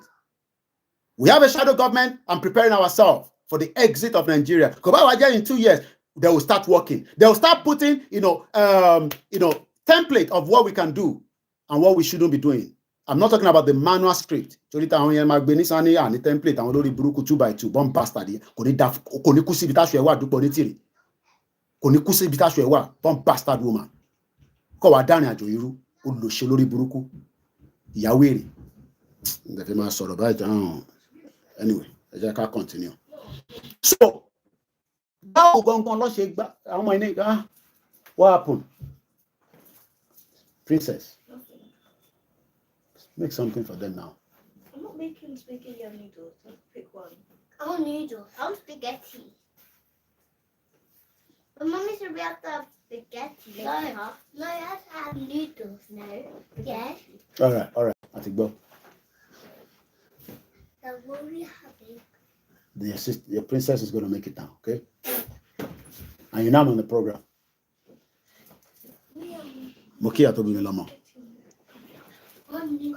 Truth and question, thank you so much. So there was a revolution. Revolution ní Sowore ń pariwo. But Sowore mọ̀ pé tí revolution bá wáyé, everything will shut down and we will refresh everything again. So tí ní problem pẹ̀lú phone ẹ rí. Tọ́ma change phone yẹn, tọ́ma reformat ẹ̀. Ìlú ìran máa sọ fún ẹ pé tó bá ti mú phone yẹn wá, gbogbo data tó wà ń bẹ máa wipe off. Because wọ́n fẹ́ reboot again. Ìyẹn ni Sowore ṣe ń pariwo revolution because Sowore ti lọ ka gbogbo àwọn tí wọ́n jẹ́ kí ìlú wọn tó dàbí Finland pé revolution ni. Àwọn ò fẹ́ revolution. Mo kí bàbá Prophet John Ogundele. mo kí dáàdì mi Dennis ẹ má bínú pé mo lè máa dárúkọ because we want to move on with the program swiftly. So kí ló ṣẹlẹ̀ gangan? Finland àti gbọ́ pé wọ́n declare the word declare is not a joke. I mean, yeah, we hope that Sowore will be able to team up with us, but my understanding is Sowore is trying to be in between. Kò fẹ́ force pé Yorùbá nation ló ń wà.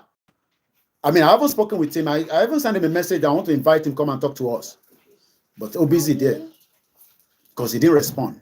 But he got to lose court the last time because Kolema sent a message to me. He's a big brother, and I love him and I appreciate him. So how can we talk to Sowore? Èmi àti Sowore nígbà tí mo wà ní Soka pẹ̀lú olóyè asọ̀rọ̀, but it's not for public consumption. So we know what Sowore is. Sowore mọ̀ pé tẹ́ bá jáde ta shut gbogbo ẹ̀ down, Yorùbá nation máa jáde. Sowore mọ̀ pé tá bá ṣe revolution tóun sọ yẹn, Yorùbá nation máa jáde nínú ẹ̀. But àwọn Nigerians who understand Sowore wọ́n ní kó lọ bẹ̀rẹ̀ as a councillor, àwọn bomb bastard. So Sowore is just one block. But our politicians we must continue to engage with them. Gbogbo ẹni tẹ́ bá mọ̀ wọ́n náà ẹ máa bá wọn sọ̀rọ̀. Pé ṣé bí Nàìjíríà ṣe ń lọ ṣé bá ṣe máa bá lọ náà nílé. At least èmi ló kàn ṣáà ti wà níbẹ̀ nísìn. So December 6, 1917, there was the Finland declared independent from Russia. Shortly after the Bolshevik Revolution, mo wá lọ wo meaning Bolshevik Revolution yẹn, màá sọ ohun tó ṣẹlẹ̀ níbẹ̀ fún yín. The United States recognized Finland on May 7, 1919. United States tẹ́ ń rí yẹn, wọ́n ti wà tipẹ́ díẹ̀ náà, ẹ̀rí kíní wọn lẹ́yìn mi. Ok, gbogbo ilé máa rí àwọn tó wà lórí YouTube nìkan lórí. Uncle mi kan ló bá mú wá láti Amẹ́ríkà. Mo kàn mọ́mọ́ gbé sẹ́yìn ni. Torí àwọn sójà lélẹ̀ tó di flag yẹn mi. Gbogbo àwọn tó ti kú pátá la máa rántí. Tó jẹ́ àwọn èèyàn wa, k'Ọlọ́run foríjì gbogbo wọn.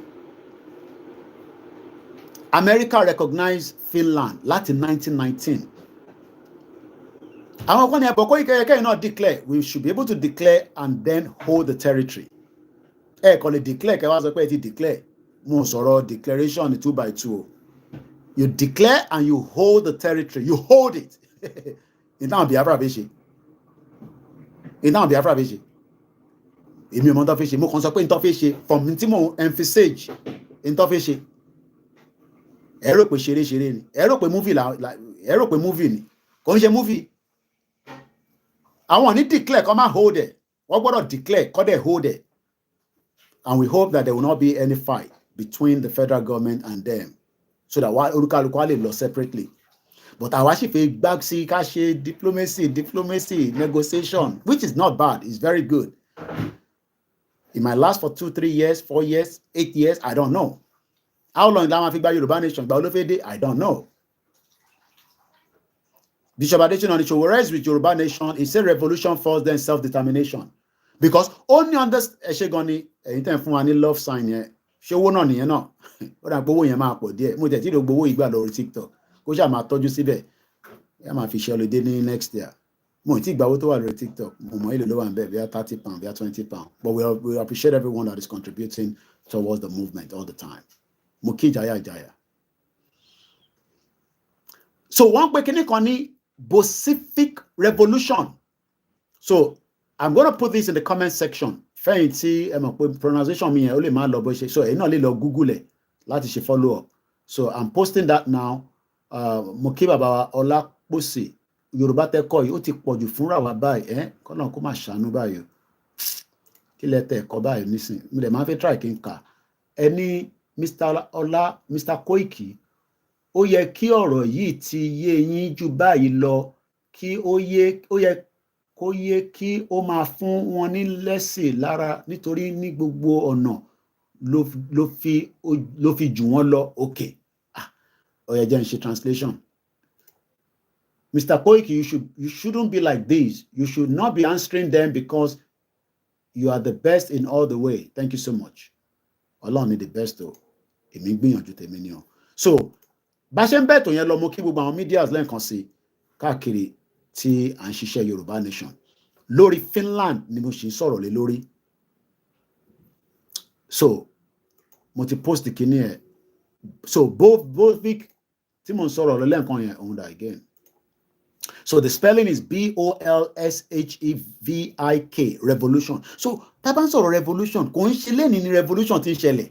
But revolution gbọ́dọ̀ ṣẹlẹ̀ for something to kick in. Ṣé rí gbogbo tó ń lọ lọ́wọ́lọ́wọ́ nísìn? World War III likely kó lọ ṣẹlẹ̀ o. Tó bá dẹ̀ ti ṣẹlẹ̀, àwọn kan tún fẹ́ ajalẹ̀ gbà ní ọmọ ajalẹ̀ gbà ní ọlọ́mọ ẹ̀kọ́ jalẹ̀ gbà ti tọ̀dọ̀ tiwa o. Ogun ló máa fi ń gbalẹ̀ o. O ẹ̀ mọ̀. Wọ́n máa ń fogun gbalẹ̀ ní. So we got to be very, very careful. Especially gbogbo movement. Mo rí China tó ti move worship wọn lọ towards Israel ní that axis. Kí ni China náà tún gbé worship lọ? Ẹ ṣe gan-an ẹ̀ńtẹ́ fún wa ní nǹkan lórí TikTok. So the United States recognized Finland ní May 7, 1919. That was terrorist. Àwọn tó bá jẹ́ terrorist ló jẹ́ May 7. In a letter from the Secretary of State, Robert Lessing, to the Finnish foreign minister. Ó yẹ káwa náà ti ní foreign minister. Ta ló agree pẹ̀lú mi? Ó yẹ ká ti ní foreign minister tó máa bá wa káàkiri. Oh yes. Tá bá tẹ̀ pé ní government in exile, ó yẹ ká ní shadow government. Shadow government can be, operating. But nítorí pé olúkálùkù àfẹ́ wà in one block. And we need to be in that one block. Ẹ fà wá sílẹ̀ pẹ̀lú media káwa máa campaign lọ, but shadow government, so that tó bá ní àwọn èèyàn ló máa bá wa sọ̀rọ̀ lẹ́ẹ̀kọ̀ọ̀kan lórí immigration ni, lórí this ni, lórí that ni. So now ẹ jẹ́ ká wá lọ wo this Russian revolution nígbà wo ló ṣẹlẹ̀. Mo kíyà tó bí mi lọ́mọ lẹ́ẹ̀kan sí. I know some of you like, boy, ìbò ṣe máa ń sọ̀rọ̀ nígbà míì gan-an, láì bó ṣe ń sọ̀rọ̀ yìí, mo understand. But we cannot all be the same. Èmi ṣe máa present yàtọ̀ sí báwọn tó kù ṣe máa present. And I'm not the best. But any good media lọ́wọ́ that can highlight and educate every one of us, including myself. Russian Revolution. Ó ṣẹlẹ̀ láti 8th of March 1917. That is 3 years. Ọdún mẹ́ta lẹ́yìn tó fún wa ní amalgamation 1914. Odùduwà has arrived, mo kí yín sir. Ó dẹ̀ parí ní 16th of June 1923. So how many years nìyẹn? 18, 19, 20, 22, 23. Ọdún márùn-ún. What about the office of Baba Akintoye working management thereabout? Oh yes, office Baba Akintoye wà. So, but they need to start putting the structure of these shadow government. Àwọn tá lè máa sọ pé these are our own government, or whatever we're going to call them. You okay? So, kò sẹ́ni tó ń gbàdúrà fún revolution náà. Tí revolution bá ṣẹlẹ̀ lénìí, mo kí yàwá Janet, ẹ káàbọ̀ mà. Tí revolution bá ṣẹlẹ̀ lénìí, ó máa last years ni o. Tógun náà bá ṣẹlẹ̀, ó máa last years ni o. But we don't need to, we can do what they call velvet divorce. Everybody just go peacefully. Àwa máa negotiate, even ká sì lè máa jọ ná náírà lọ, títí tá máa fi ṣe formation ní owó tọ̀dọ̀ tiwa and all that. We can still remember, mo kí ẹ̀gbọ́n mi Ṣẹ́gun ọ̀nà, kọ́lẹ̀ bá àforíjì grandma wa tó kú láàrin ọ̀sẹ̀. Mo kí gbogbo àwọn Koiki Media backup team. Excuse me. So, nígbà tí mo gbọ́ wọlé this Russian revolution,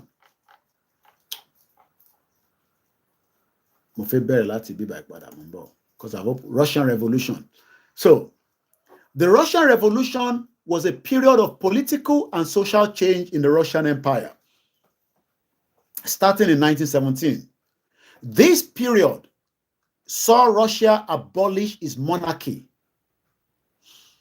Àwọn ní monarchy system bíi ti Britain, monarchy kọ́ là ń lò Nigeria, in tá à ń lò ní federal or whatever system tá ń lò, which is a fraud.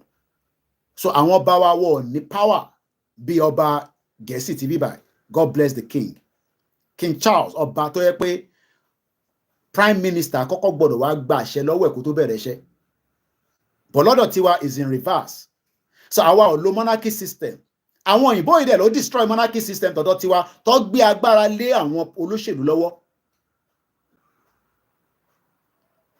So revolution tó ṣẹlẹ̀ níjọ́ náà lọ́dọ̀ tí wọ́n ní Russia, àwọn fi stop monarchy system. But revolution tó wá máa ṣẹlẹ̀ ní Nàìjíríà nísìn, àwọn fẹ́ fi stop gbogbo olóṣèlú system. ṣé tí mo sọ yẹn ṣó make sense? Tí kò bá make sense ẹ lè sọ pé no kò make sense. Revolution táwa ń sọ àmì fáwọn tó ń sọ fáwọn fẹ́ revolution ní tí Sowore ń sọ nìyẹn. Ó máa stop gbogbo nonsense and jagbajantis àwọn politicians olè àwọn senator yẹn àwọn house of reps àwọn born bastard. But àwa tá a sọ pé a fẹ́ revolution àwa fẹ́ self-determination yẹn náà tí a bá make effort dáadáa a kò máa sọ̀rọ̀ títí èmi ò nílò phrase dáhùn kan máa sọ pé tí Jésù fi dé náà gbogbo yẹn mo ti ní ìmọ̀ ní aláwẹ̀ lórí platform tiwa. But we can just engage and we can create more, reason why we want to go.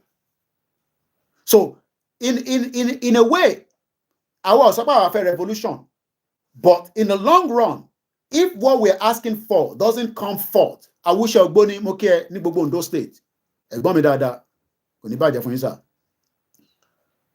Ifá máa jẹ́, ọ̀pẹ̀lẹ̀ á máa jẹ́, àdúrà máa gbà. Bẹ́ẹ̀ ni mo kí gbogbo yín Mùsùlùmí àti Kristẹni. So àwa nísìn tá bá sọ pé a fẹ́ lọ gẹ́gẹ́ bí a fẹ́ dá dúró, we need as many people on board. With that 50%, tá bá tẹ̀lé gain another 20% more, a lè wá fi 70% ká fi sọ fáwọn 30% tó kù pé no, enough is enough. But enough is enough yẹn tí a bá take care dáadáa. Mo kàn fẹ́ sọ̀rọ̀ lórí tí ẹ̀gbọ́n mi Àwùṣe mo gbọ́ program wọn kan ní some few months back. Ó dà pé wọ́n interview wọn pé kí ló dé tó ṣe Yorùbá nation. Wọ́n nígbà tó ń bú àwọn ọba. Àwọn ọ̀dẹ̀ fẹ́ wà ní position tó ń wà àbí tó wà rádà. Àwọn ò fẹ́ bú ọba. Àwa kan mọ̀ ń bú ọba nígbà yẹn Ìgbòho dẹ̀ ti ní no kò necessary. So we need lóòótọ́ àwọn ọmọ Yorùbá máa ní but àwọn ọba yẹn ò ní tẹ̀lé yín. But if we continue to engage them, it might take some time. But gbogbo time tá a sọ nísìn, by the time tí bàbá wa Bọ́lá Ahmed Tinubu bá máa fi ṣe tán, ọmọ ẹ̀yin Yorùbá tẹ̀ wá ń lé, Ọlọ́run máa ẹ̀kọ́ bá mi kó yẹ pé pátá lásán ló máa gbé jáde nínú palace. Nítorí pé inú máa bí débi pé so gbogbo tí ààrẹ Bọ́lá Tinubu lò lórí oyè kò rí kankan ṣe sílẹ̀ Yorùbá, ọmọ ẹ máa bínú ju èmi gan lọ. And I'm not joking about this.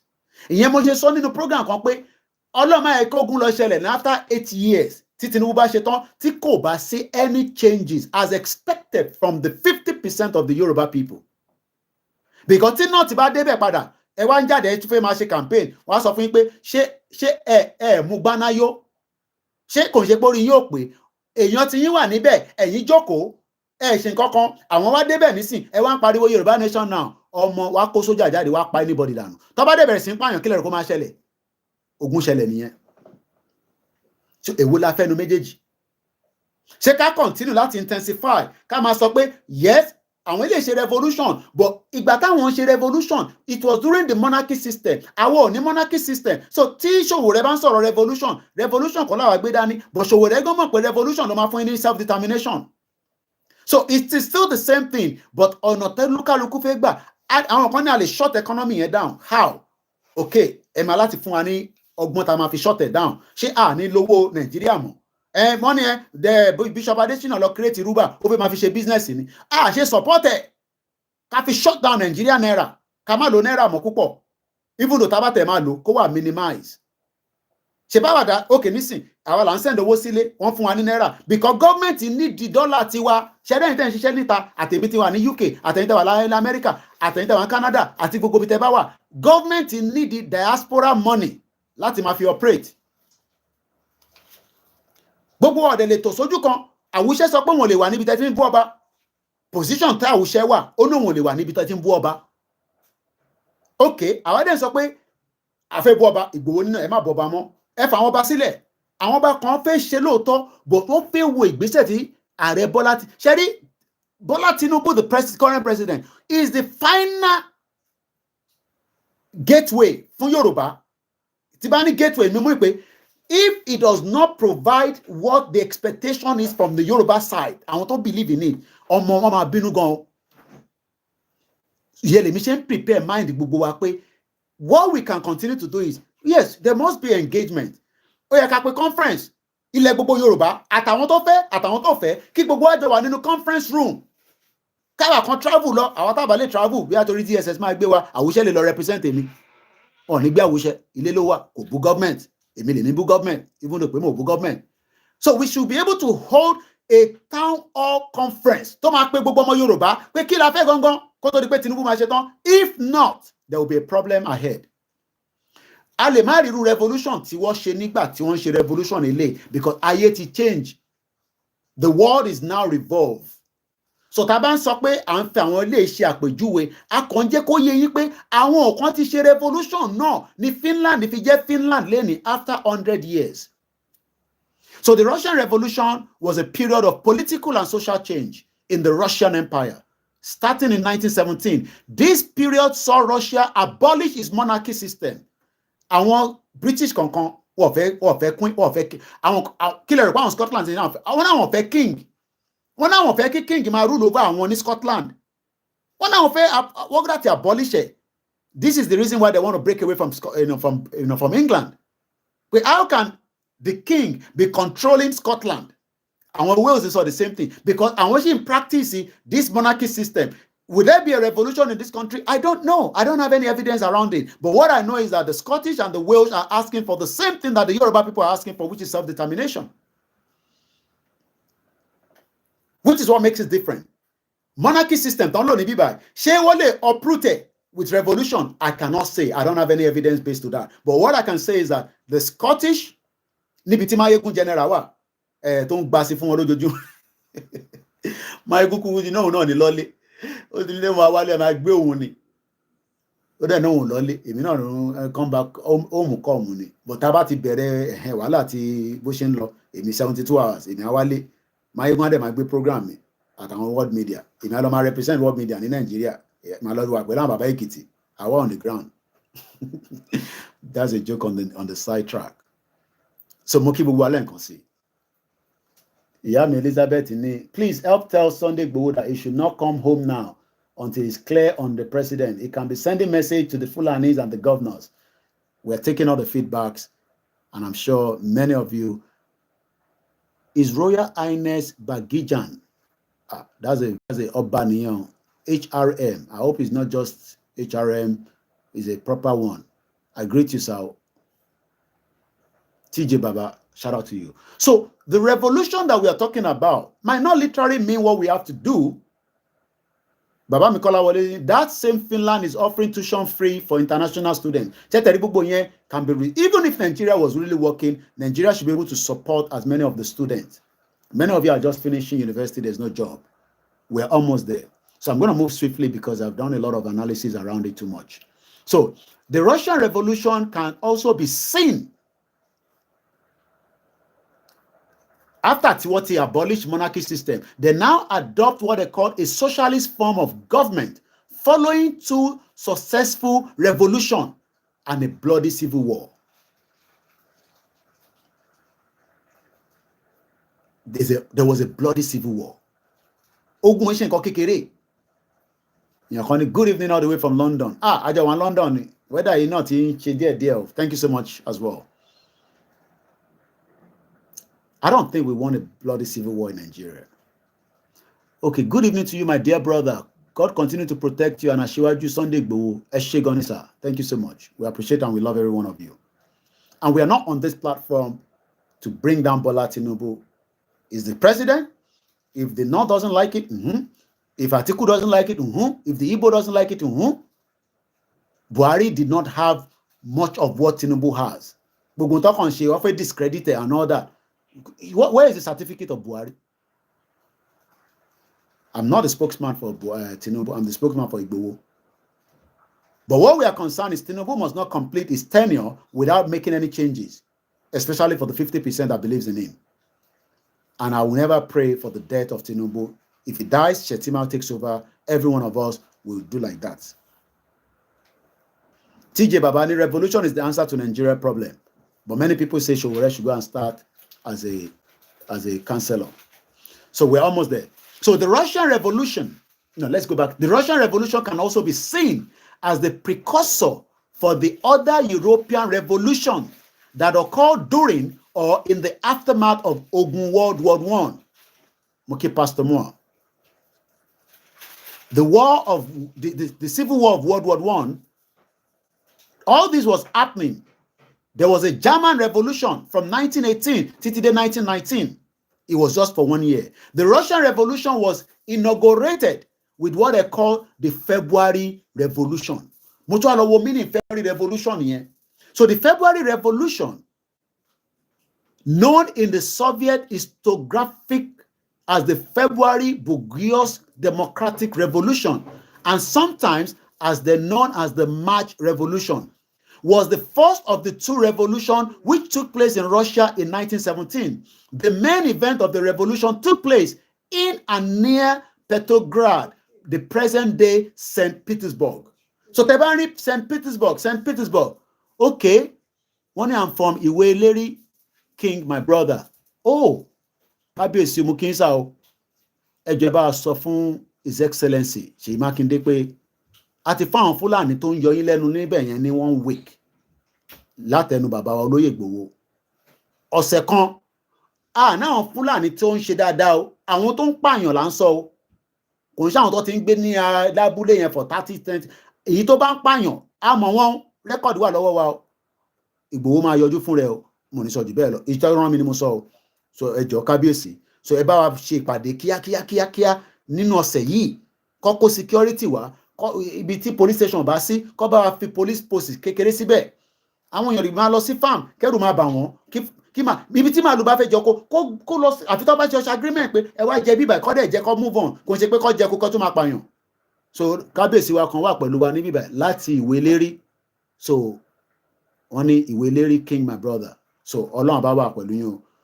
Bàbá wa Kábíyèsí, ẹ bá ń ṣe Kábíyèsí o, ká dé pẹ́ lórí kí bàtà pẹ́ lẹ́sẹ̀ o. So à ń sọ̀rọ̀ nípa, mo sọ fún yín gbogbo, everybody is watching, especially ọmọ pé agbẹnusọ Ìgbòho ni, so gbọ́dọ̀ wò wá. Sultan of Sokoto lọ́wọ́lọ́wọ́ báyìí, àwọn tẹ̀ ń ṣe kí ni full media làwọn ń ṣe lórí tèmi. ọ̀sọ̀ wọ́n mọ̀ pé n tí Ìgbòho bá ń sọ èmi ni mò ń sọ, àwọn born bastard. So Bola Tinubu has to be very, very careful pẹ̀lú àwọn Sultan of Sokoto. So ẹ jẹ́ ká move swiftly because time ti a ti lo 2 hours by. So the last 1 hour. So Kábíyèsí gbogbo yàn kí dáadáa, mo kí Kentos ní gbogbo Kábíyèsí ọ̀pọ̀lọpọ̀ ń kí yín lórí ètò Koiki. A ní Kábíyèsí wa tó darapọ̀ mọ́ wa láti mo wá pronounce Ìwélérí yẹn bákàbàkà lọ́kọ̀ọ́nà kó ṣàánú mi. Ìwéré ilé, ṣé Ìwéré ilé ni? Ó dà pé bàbá mi Kọ́lá Wọlé ti bá mi sọ pé Ìwéré ilé ni. Ibi gan mo tún bá mi dẹ̀ sọ fún mi lánàá. Coordinator bí ṣé kí n ṣe ọdún ẹ̀ jáde fún yín kẹ́ gbọ́ sétí dáadáa. Mo ní bá mi ẹ má wọrí, mo ti kọ sílẹ̀ nígbà tí máa pronounce ẹ̀ báyìí. Bẹ́ẹ̀ni bí akátá tó ṣẹ̀dé láti Amẹ́ríkà ni mo ṣe ń sọ, kọ́lọ́n kó ṣàánú mi. Bàtí Yorùbá mi ṣàṣìdá díẹ̀, ó ṣe dájú ti Kentos lọ. So so Ìwéré ilé. Gbogbo àwọn Fúlàní ẹ move so ẹ padà sí north and disturb àwọn èèyàn wa. So the main event of the revolution took place in and near ibi tó ń pè ní St. Petersburg lẹ́ni. Níbo ni revolution ti fẹ́ ṣẹlẹ̀ tí Ṣòwò rẹ̀ ń sọ, I don't know.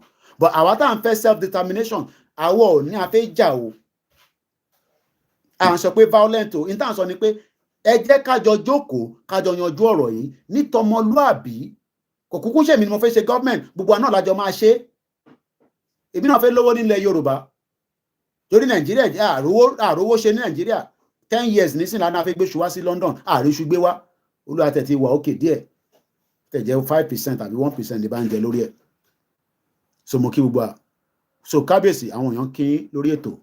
So Kábíyèsí náà wò mí nígbà tó ti gbọ́ pé Koiki wà live. Kábíyèsí náà wà lórí TikTok. Bẹ́ẹ̀ ni ó dẹ̀ lè já àwọn ọmọ wọn náà ló wà níbẹ̀, but whoever is in there, we greet you, sir. So kí ni mo fẹ́ really mú jáde nínú conversation ni pé Finland tá à ń rí yẹn, because there must always be something we want to bring out from any conversation. The reason why we are saying Finland today is because they went through a bloody civil war and revolution. And 100 years down the line, according to the newspaper, according to the paper, according to the newspaper that we read earlier, it says that Finland is doing better as a less than 6 million population.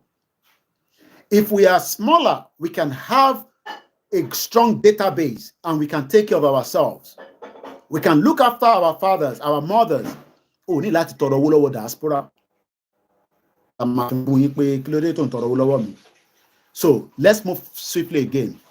So a ṣì ń sọ̀rọ̀ nípa the February Revolution tó ṣẹlẹ̀ níbi tó ń pè ní St. Petersburg.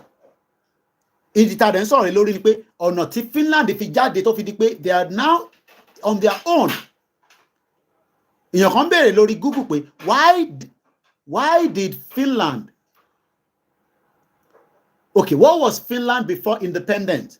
Following the Swedish defeat in the war and the signing of the Treaty of the Frederikshamn on the 7th of September 1809.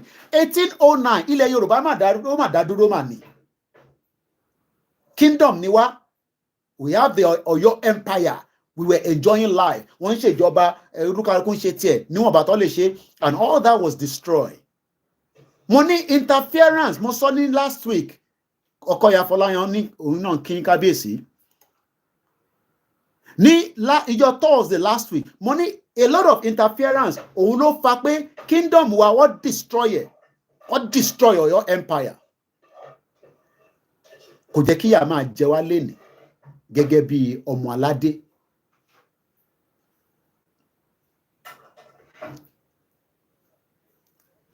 How much land did Russia take from Finland?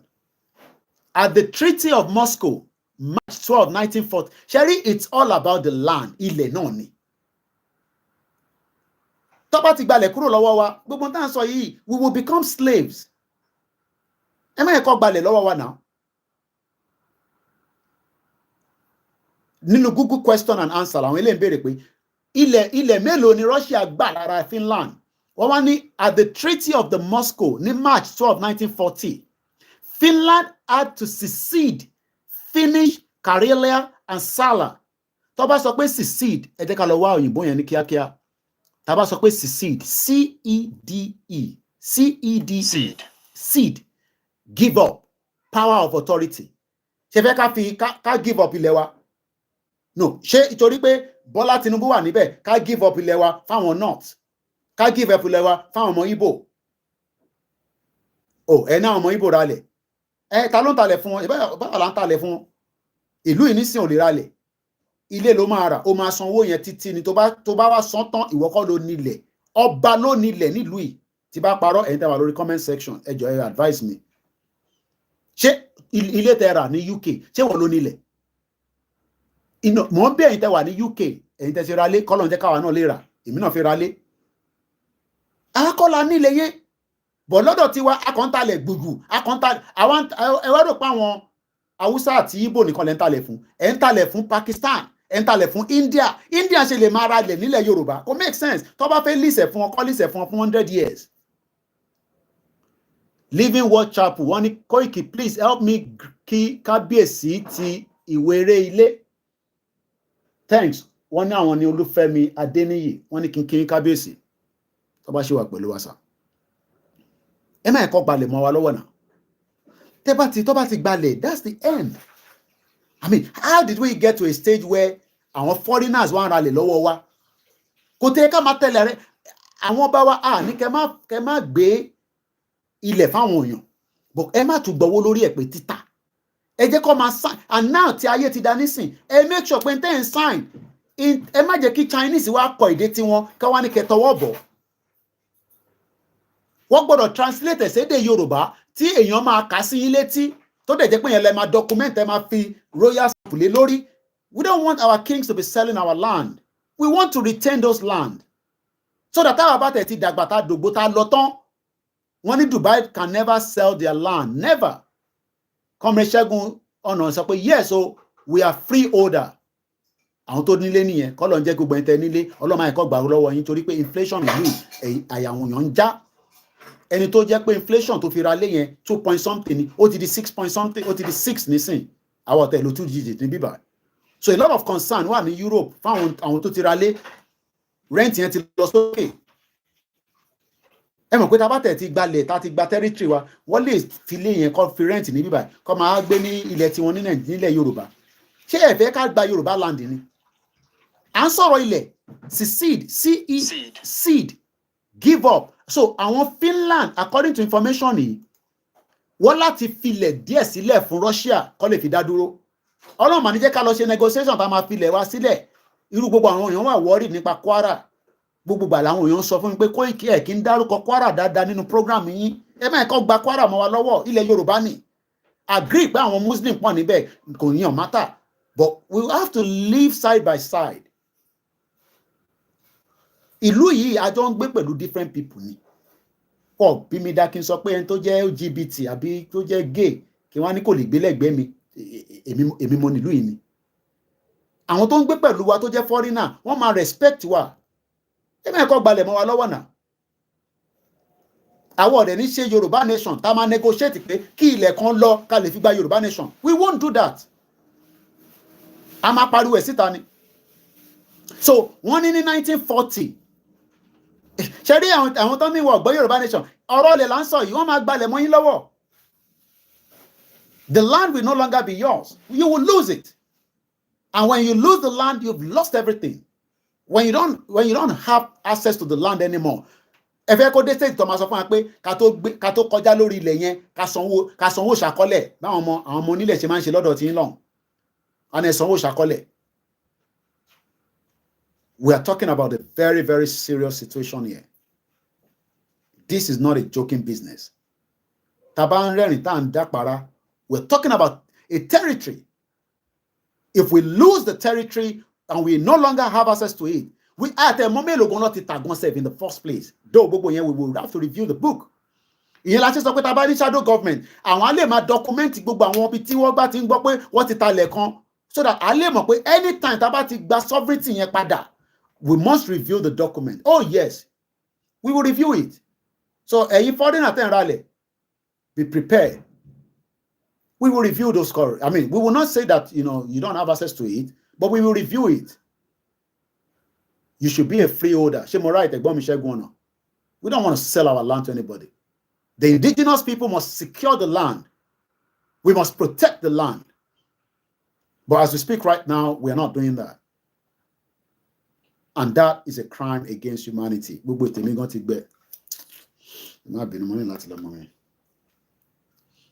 Shaking on pure water.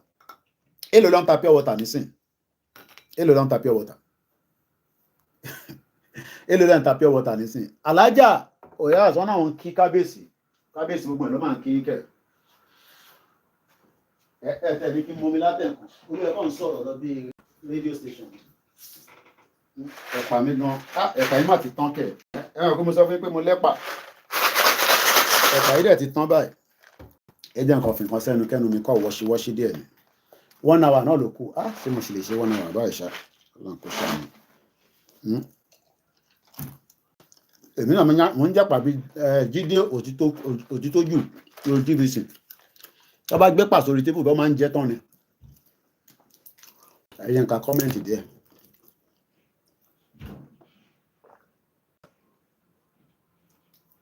Pure water ni. Tábà parí program ẹ̀ lẹ́yìn àparí ẹ̀ lọ́la. I'll stick to the same topic. Ẹ jẹ́ n padà sí, there's still some area I want to talk about. Revolution. Wọ́n pe kíní kan ní the Russian Provisional Government. Ẹ jẹ́ kẹ́pà yẹn kó dá ìjẹ́sì díẹ̀. Kó má lọ há mi lọ́fun. Oríṣiríṣi ojú ló ń wò mí báyìí. Kó má lọ síbi tí kò yẹ kó lọ. They carry me go where they go.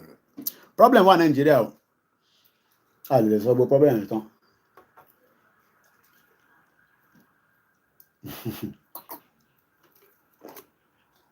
Ọmọlúàbí olóríṣàbí Bishop Adesina kí lẹ ń sọ wọ́n ní Koiki we will negotiate part of the Ilorin indigene and Yoruba Fulani just as Israel gave out Gaza we may give out part of Ilorin. Lori TikTok. We're almost there. And so let's talk about quickly the Russian Provisional Government. The Russian Provisional Government was a provisional government of the Russian Republic announced 2 days before and established immediately after the abdication of Nicholas. Abdication of Nicholas is the Emperor Nicholas II abdicated the throne of Russia Empire on the 2nd of March 1917. In the midst of the World War I and the February Revolution, the emperor renounced the throne on behalf of his son and himself. Ó fi oyè sílẹ̀. Mo kí bàbá wa Bọ̀dé. Ǹjẹ́ àwọn ọba tí wá lè fi oyè sílẹ̀ báyìí? Àwọn ò fẹ́ ká, I mean, I don't think we want to take our kings away from us. We want them to still be part of the Yoruba people and part of that culture. And there's always a way we can do that in a new system. Mo kí gbogbo ẹ̀yin tẹ́ wà lórí platform. Ẹ kàn like program yẹn tẹ́ wà lórí YouTube. Kí ló dé? Ẹ ń jà ní. Torí pé mo kì í sọ bẹ́ẹ̀ tẹ́lẹ̀ àbí? Ẹ bá wa like ẹ o. So let's come back here. So the intention of the provisional government was the organization of elections to the Russian Constituent Assembly and its convention. The provisional government led by the first George, led first by Prince George Level. And Russian be Level, foreign minister, Level, and then by Alexander Kerensky, lasted approximately 8 months. Sherry, if we have not allowed election to go through, by now, we will be in a state of negotiating Nigeria. But unfortunately, Yoruba people were convinced that Tinubu is a Milokon and we will vote for him and the government is now running. So we will now have to continue our effort to tell the government through negotiation, not through association. Bishop Tishala Ifunilano. If election did not hold, ni ye yi, state amawa nisin, call amawa nisin. There will be what they call a provisional government that will be in place. The constitution will be brought down, and then we will all come on the round table, and whoever is there is just there temporarily so that the country dissolve. Could any sija? And we will still be neighbors. And to Ralesi ile Yoruba, as in ile, but it will have to be a new system. But how will Yoruba understand it? No, koi kike. After Yoruba, okay, being your corner, she's solano. One igis majis urino. So ìkan ti wà tó ti ń jó nísìn, ìyẹn ni Tinubu, ìyẹn ń jó lọ́wọ́lọ́wọ́ tí Yorùbá nation yẹn ò tí ì jó dáadáa. So ṣé ti Tinubu yẹn máa pull kí ti Yorùbá nation lè wọlé, ó kù sí mi lọ́wọ́. So I think we're going to wind down, not for any reason. One pure water is 3 for 50 naira. Ìwéré ilé ẹ̀ṣẹ̀ gan ni Kentos. Ìwéré ilé, mo pronounce it dáadáa lánàá kọ́lọ́n kó ṣàánú mi. So I'm going to stop here. This same topic will be back tomorrow, God's willing. If not, the other day. Bear with us. There's still, our broadcast is not fully in place, but I'm sure you all understand. Especially there's children holiday and all that. I'm sure you all understand what I mean. Marotico is a family home. We're trying our best. I'm gonna go now. Thank you so much to all our listeners from around the world. Sorry we can't take calls today. Tomorrow we will start the same topic, if not tomorrow. Dave Mukibaba Kendi Oseni, Yawa Taiwo Kike, Moria Biba. I haven't heard from my sister for some time. I hope she's fine. Iwakweluewa, my sister Yeyoge, because some of them I haven't seen them on the platform for some times. The most important thing I think we should take home tonight is I think if we know that, then that will be fine. Yes, government is running right now, but try gone. They were serious, and they are still serious about it. Igbo náà fẹ́ gbalẹ̀ tó bá ní opportunity wá gbà mọ́ lọ́wọ́. But kò ṣàwọn nìkan. Ẹ̀yin wo Lagos State pé ibẹ̀ ní Igbo fẹ́ gbà, but ní gbogbo òkè Ògùn kankan yẹn àwọn bíi India, Pakistan, wọ́n wá sọ Nigeria di pé we can buy a land. How can you buy a land in Yoruba land? Tálẹ́yìn. All that must now start to be reviewed with the shadow government with Yoruba nation on the side. And on that note, my name is Olami Koiki. Thank you so much, my beautiful sister Adedoyin Mokibuboile Konse. Máa rántí pé àwọn mo wá fit mi leni, the Ọmọlúàbí apparel, support wa. We need a lot of money to run the operation of the media. Yes, especially when we don't have much income coming through. I don't do advert. I don't have any advertisement that I do. I don't do visa. So please don't call me and say, Mr. Koiki, mo fẹ́ dé London. Èmi gan mo bí ṣe dé London. Ìyá mi ṣáà ní kí n lọ sí Abuja, mo dẹ̀ lọ ṣe interview. Èmi ṣe interview ni. So if you want to come abroad, but tẹ́ bá dé UK, tẹ́ bá ní problem, Ọlọ́run ló lè solve ẹ̀. Yorùbá Central Office, àwọn ti wà ń bẹ̀. Ìtẹ́mi ò bá lè ṣe, mọ́mí wa kan pè mí lénìí. Nígbà tí mo ní mo lè yọjú sí ilé ní mo busy. Nígbà tí mo wá gbọ́ kéèsì tí ó wà lọ́wọ́ wọn, mo ti direct wọn lọ sọ́dọ̀ Dr. Kebbi Ọ̀run-Kòsí. Àwọn náà ní ìdòwó láti máa fi ṣe operation. Ṣẹ́rí movement agbé dání, àwa la máa support ara wa o. Yàyà Bello ní fún mi lówó. Mo bá sọ̀rọ̀ rí nígbà tá a wà ní Soka tó pè pé Ìgbòho gbogbo truck ò lè wá sísàlẹ̀ nígbà yẹn. Wọ́n rò pé tí truck yẹn bá wá problem á ṣẹlẹ̀. A dẹ̀ sọ pé no, àwọn Fúlàní tá à ń sọ fún pé kó jáde, àwọn tó ń pààyàn ni. Kò ṣe Fúlàní tó fi wá, kò ṣe Haúsá tó fi wá ta àlùbọ́sà. So ìgbà yẹn mo máa kọ́kọ́ bá Yàyà Bello sọ̀rọ̀. Other things tó sọ, I'll leave it. I don't have intention to write a book now, but my memoir will be very, very good to read lọ́jọ́ iwájú. Yàyà Bello sọ àwọn ọ̀rọ̀ kan ní mo ti mọ̀ pé yes, intelligent tó fún wa nígbà yẹn pé Ìgbòho gbogbo àyẹ̀ náà ní FFK wá oyè yín. Yàyà Bello àgbọ̀nà náà wọ́n fẹ́ assassinate àbí nǹkan mú ka news ní lánàá.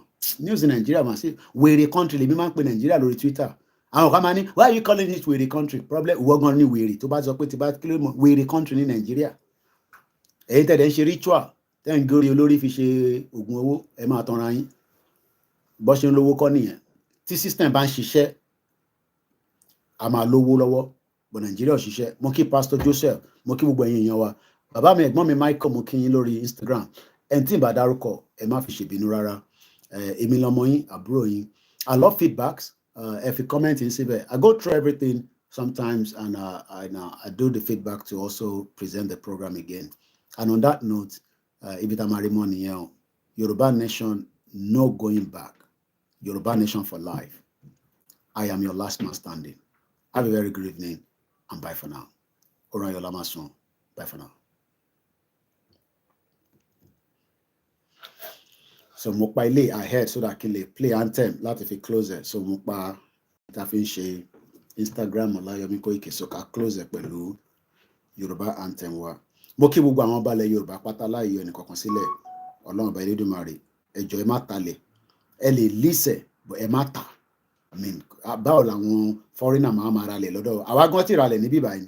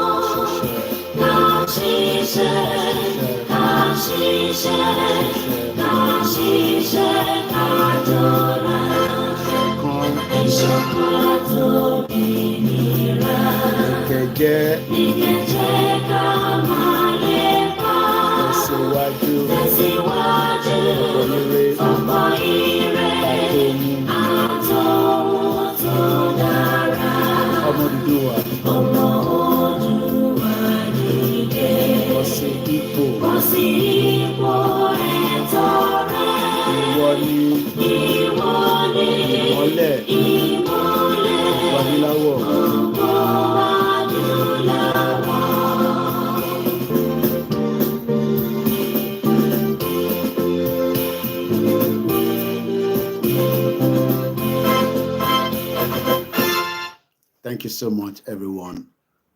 I am talking to the real Yoruba people. Don't wait for your life to be taken before you join the Yoruba Nation movement. Bye for now.